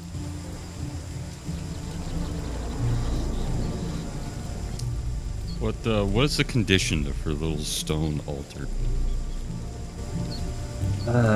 It looks ancient, it looks run down, but still holding strong. It seems that, well, I mean, for one,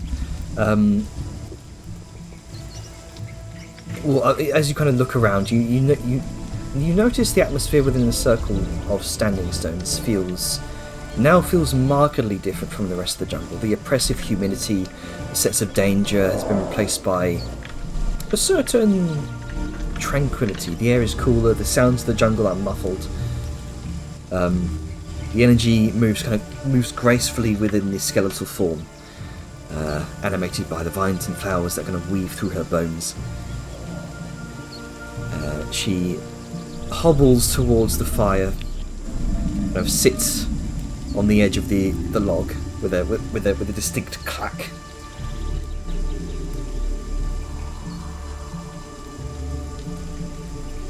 This shrine, many like it through the wilds, been a place of refuge from it. Travelers, pilgrims, those seeking guidance, merely a moment of rest. You'll find solace in places like this. Most of you look like you're not from around here. What? You see you go to the temple? That is correct, sir. Yeah, Grandmom. They're out to see the ferryman. They got dealings we doing with them. You're seeking audience with Banza like himself. He has one of my friends. Well, he's not one of my friends. He's a right awful bastard. But it wasn't his fault. He got twisted by evil. And Bonzola saved him, but he still has to answer for his crimes to our people, so I'm gonna see if he'll do a trade. Banzala been known to be both wise and unpredictable. He values those who show respect and understanding on the natural order. You seek to reclaim your friend. When you speak with him, remember that his gifts always come with a price, and his favor must be earned. Aye. Fair is fair. And that's what's important. It's not quite fair that the lad he got gets to skip out on his penance. But it's not fair to Banzala just to try and take him back. Maybe we can do some kind of trade for that as Mahol. But it doesn't seem fair to you either that you're watching over and, well, you're treated like this. And he gestures to her old, decrepit, little rundown ruin. Now, this ain't got a thing to do with him, and my deal I got with him, but this is between me and you. Thank you for watching over my friend. So, let me just... And he gets out his little masonry kit and all his little polishing brushes and the like. Let's get this cleaned up a bit first. Oh, yeah. When's the last time somebody got in and cleaned out these grooves? Her skeletal hand sort of runs across her bony chin.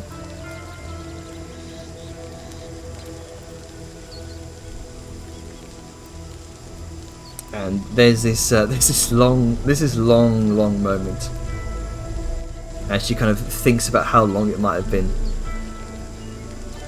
It'd be difficult to say.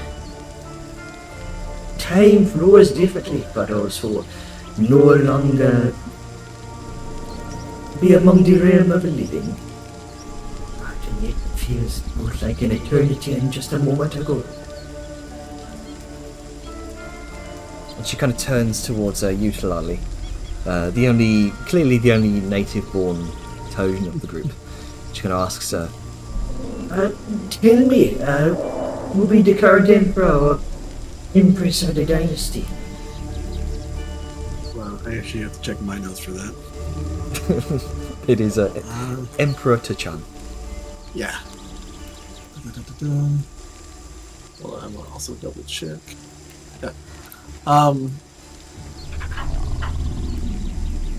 Currently it'd be Emperor Tachan, Avatar Tahos. They must have been gone longer than I realized. The last traveler I asked that question told me the ruler was Empress Talanja. Much has changed since then. Much as Grandma. Yes, her voice takes on this tone of wistful remembrance.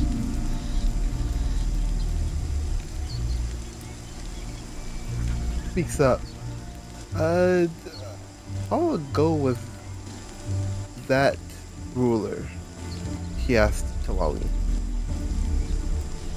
How many years ago? Oh, a good 500 years ago. Be Okay. about 5 centuries. Oh, wow. I've been guarding these ways for that long, Grandmammy. Or was your soul binding even before then?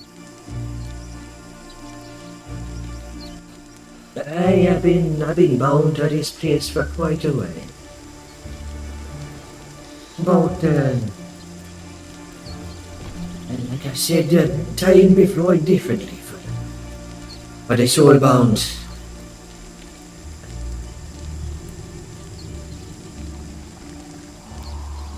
Again, Let me ask you then, there's something, Grandmammy. Who was the emperor when you were alive?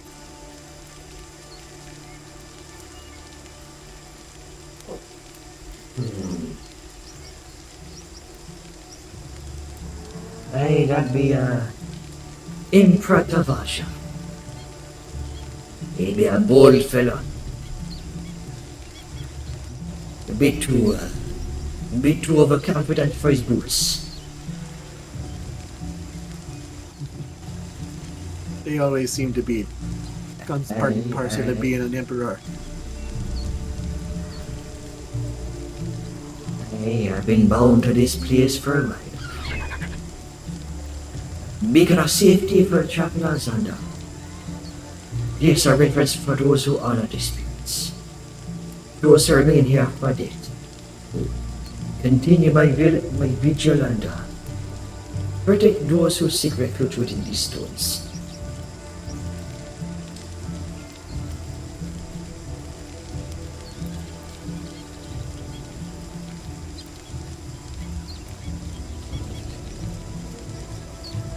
Seek to speak to Banzala for this soul of yours. Banzala be wise and unpredictable. He values the sanctity of the bargains and plans made with him. But they are binding and sacred. However, he is also known to be just and sometimes merciful to those who approach him. Genuine intent on your spirit.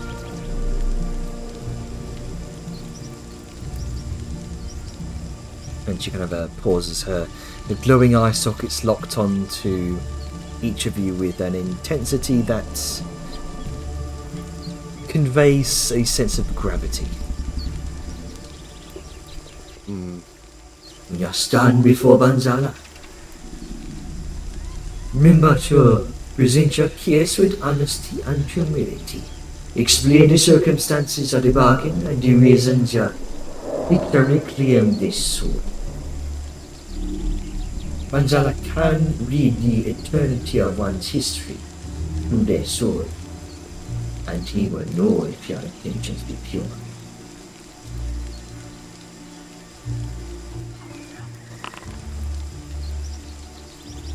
and he not be above our trade deals. But ultimately he'll be bound by the Cosmic Order, so be prepared for his questions and the terms he may set forth. The soul you seek may come at a price, and you must be ready to accept these conditions he imposes. But if you seek to reclaim a soul, him already claimed under him protection. Depending on how much he values the claimed soul, those conditions may be more in his favor.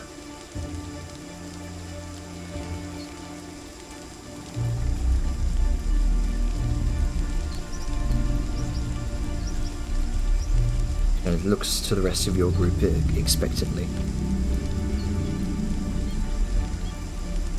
If no one has anything to say, Angus would sort of chime in while working away. You know, I'm curious. He does set things in his favour, and that's fine. But is he a man of reason to the point where he's at least open a bit to negotiating? He doesn't seem like the one that would impose an unfair trade. Aye, he can be reasonable if you're given reason to be reasonable. He just kind of Oh, pauses, looking up and thinks. Aye, it makes sense to me.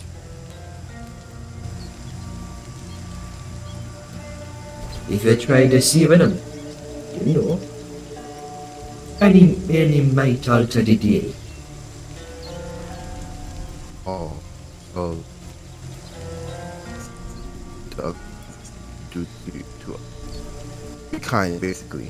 And he'll be kind to you. Well, You're breaking up a lot, buddy.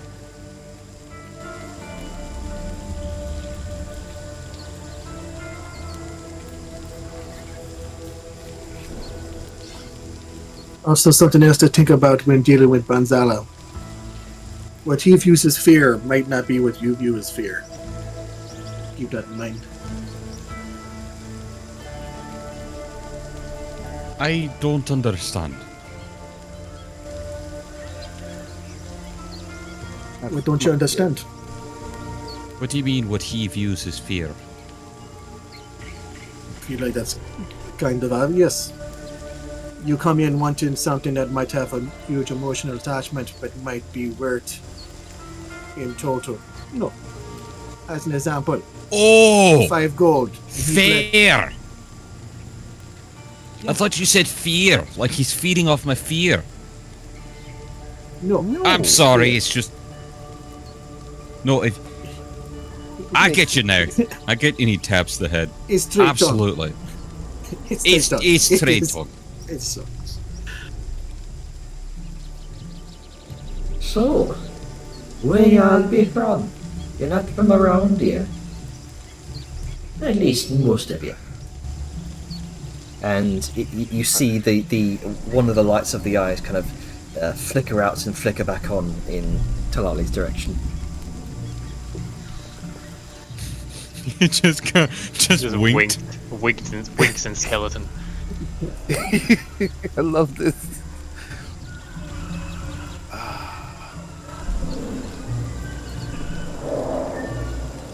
Sorry, I was distracted by the fact that the speech bubble above Vellum's head showed It's a bunch lot, of code. yes. It's a lot more than I thought for the sentence. Well, no, that no, I no. put It down. showed a bunch of code and not the symbols, which was very Oh, yeah. interesting. It does that with languages. yeah. So what did you say? Sorry. She asks you where you're all from, because clearly most of you aren't from around Filthy here. foreigners. Oh yeah, then she winked it up. Okay, yeah.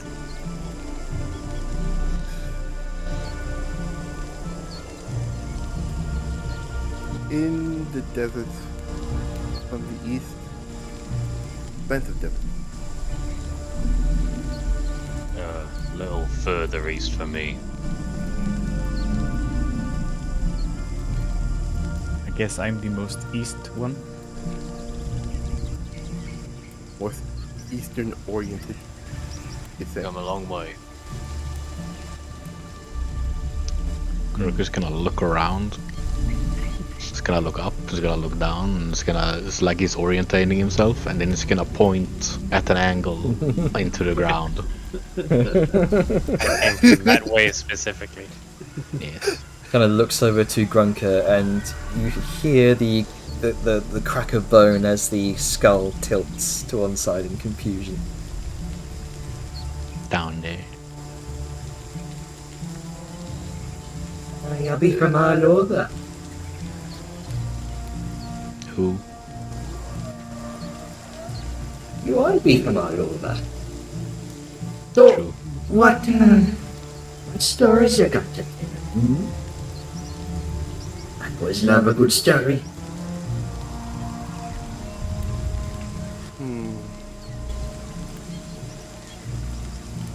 Where to even begin?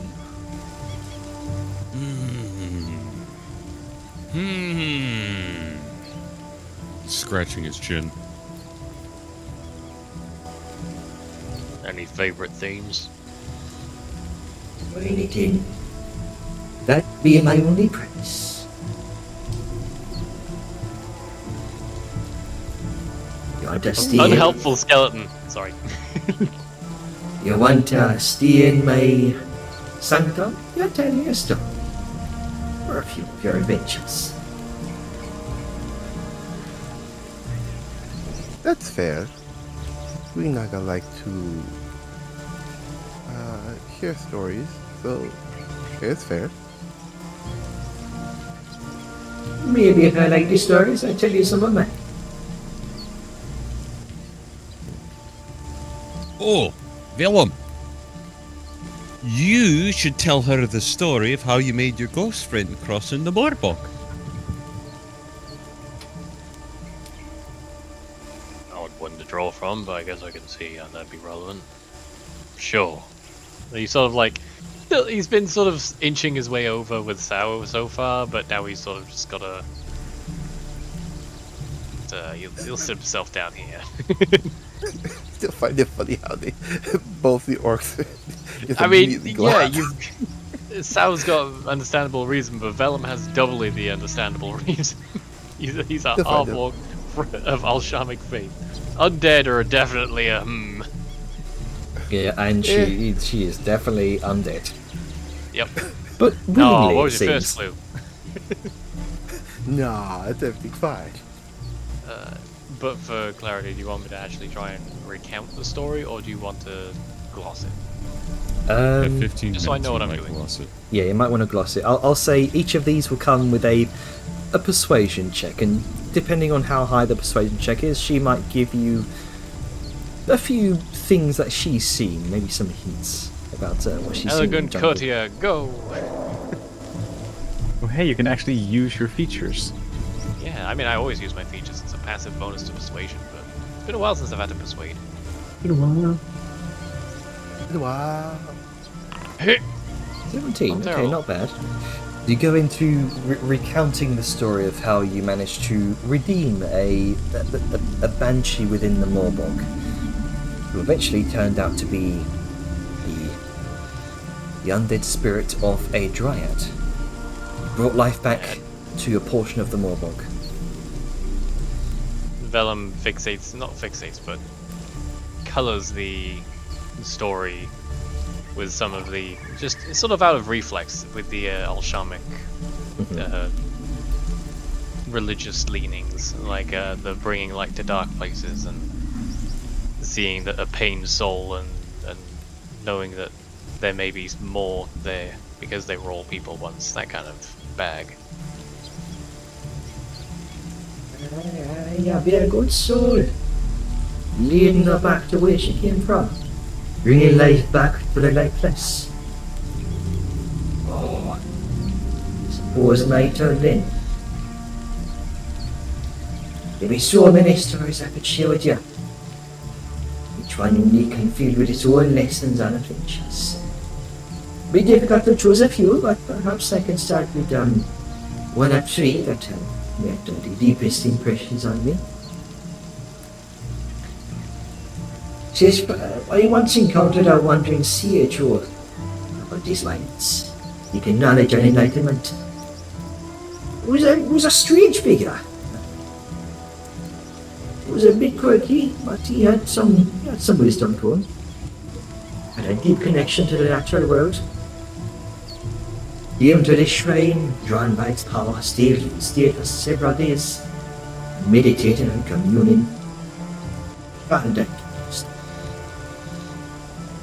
And it was during that time he shared many insights and teachings to those who sought his counsel. He spoke of a great tree, its roots stretching deep into the earth, and its branches reaching towards the heavens. The tree, he said, was a symbol of the connection between the physical and spiritual realms. A reminder that all life be interconnected. And before he left, the sage performed a ritual and blessed the shrine and the spirits that guarded him. He showed me a map, in fact, indicating the rumored location of a hidden library deep within the jungle, supposedly said to hold ancient tomes, scrolls, and containing knowledge lost in him, including powerful spells and forgotten histories. And I remember it well, as far as I can recall. He said the library's defenses were rumored to be magical in nature, and he showed me a map.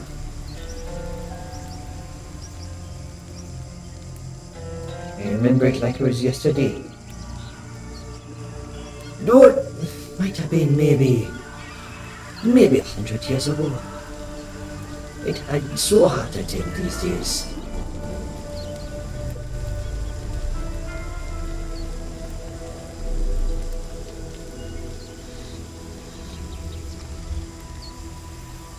None of you nerds gonna jump on that? Okay.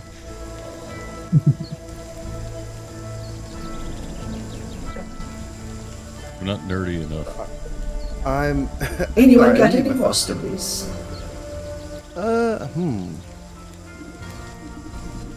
I think Jar will have a story, though not one she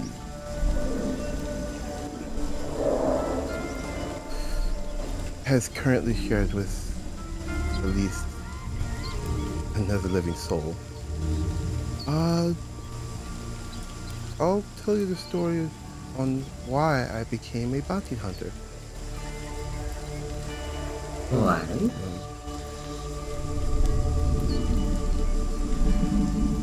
You can pretty much blame my sire for that. The very cruel man,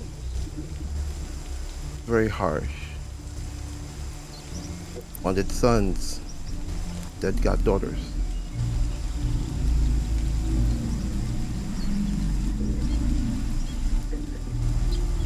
Had to learn to survive outside of the abode. If I didn't bring anything of value back, I'd sleep out in the cold.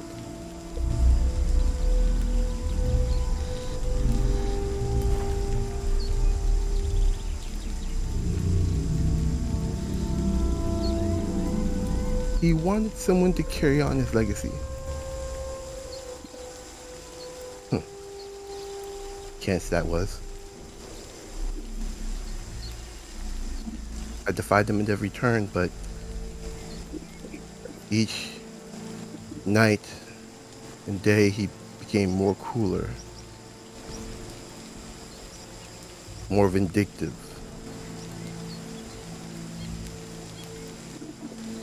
I started to hate him.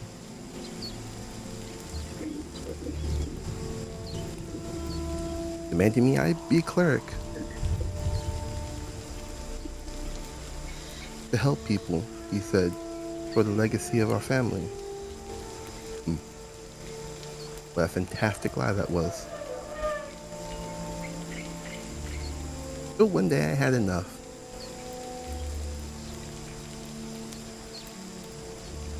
I defied him, and I told him his legacy was nothing more than a crock of shit. Lip service, if it was anything. This was all during a training session on how to use a knife. He was very cruel that night. Instead of me storming out, I could not control my body. I was like a puppet on a string, and his eyes red as blood. Until I forcefully cut down that. He chokes up for a bit. That dummy.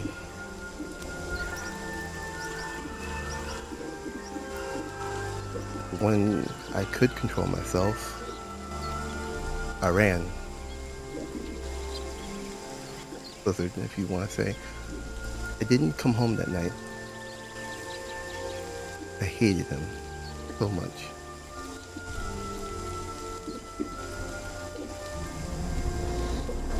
I hated clerics, lip service, and pompous attitudes.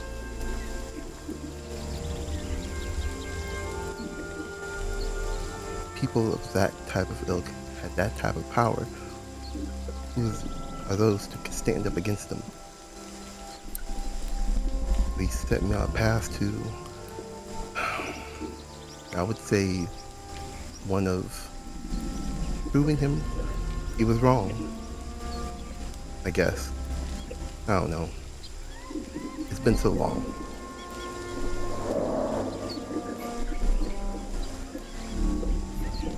Almost feels like another lifetime.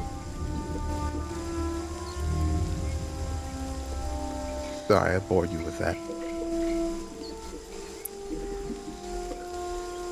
Alright, the blue flickers of her eyes do not move from yours. And she seems to give a long thought. Sometimes the traumas of our past stay with us for the rest of our lives. But sometimes they can make us stronger. Sometimes overcoming them make us stronger than that.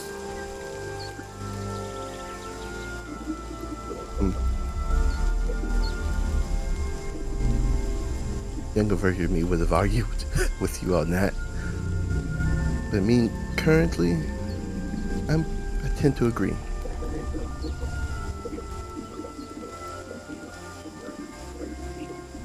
Sometimes what we see as family we'll be born to, don't necessarily be those who raise us. Be the people around us that do so. It takes a village to raise a child, as they say. And I think you found your village. Her eyes kind of flicker around to the rest of the group.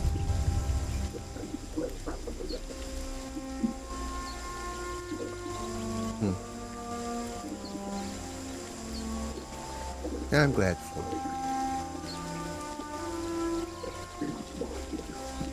In my time, I'll be witnessing much tragedy. There was one grieving family who came to the shrine seeking solace. They'd lost a beloved son in a tragic accident, and their hearts be heavy with sorrow. The mother, the father, along with their 2 children, arrived at my shrine with offerings for the spirits, and they hoped to find some measure of comfort in, and to honor the memory of their lost son. As they sat by the fire, they shared their pain and their love for the boy they'd lost. spoke with them, offering what comfort I could, told them stories of the spirits who watch over us, and they believed that their son's soul was at peace, guided by Manzala to the other side. And they finally found solace in these words and the presence of the shrine. They spoke of a hidden grove deep within the Tanzan wilds, a place where the ancient trees grow, where the spirit of the jungle are said to gather. It's a place of great beauty and mystery, but also a great danger. Rumors say that the grove is guarded by fierce beasts, and that a powerful healer's staff lasts for generations lies within. They spoke of robust sightings of this grove to the east of the necropolis, and the last I heard of them, they'd launched an expedition to travel there. I don't know what happened to them. Sad to see I never heard back.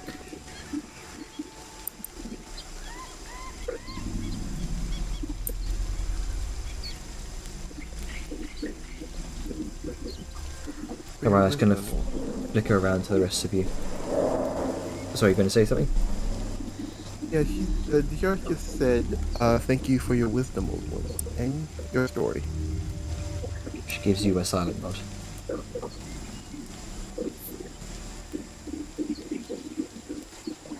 I got more stories to say.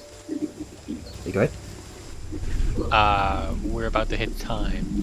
I know you love your narratives, but I feel like if there's a few more stories under everyone's belt, we may go a little over.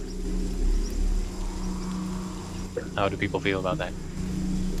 We could probably end it here and continue on next time. Okay. I had one more story, but if you want to continue on next time, we can do so. Yeah, with something this narrative and like roleplay heavy, it might be good not to rush it. Sure.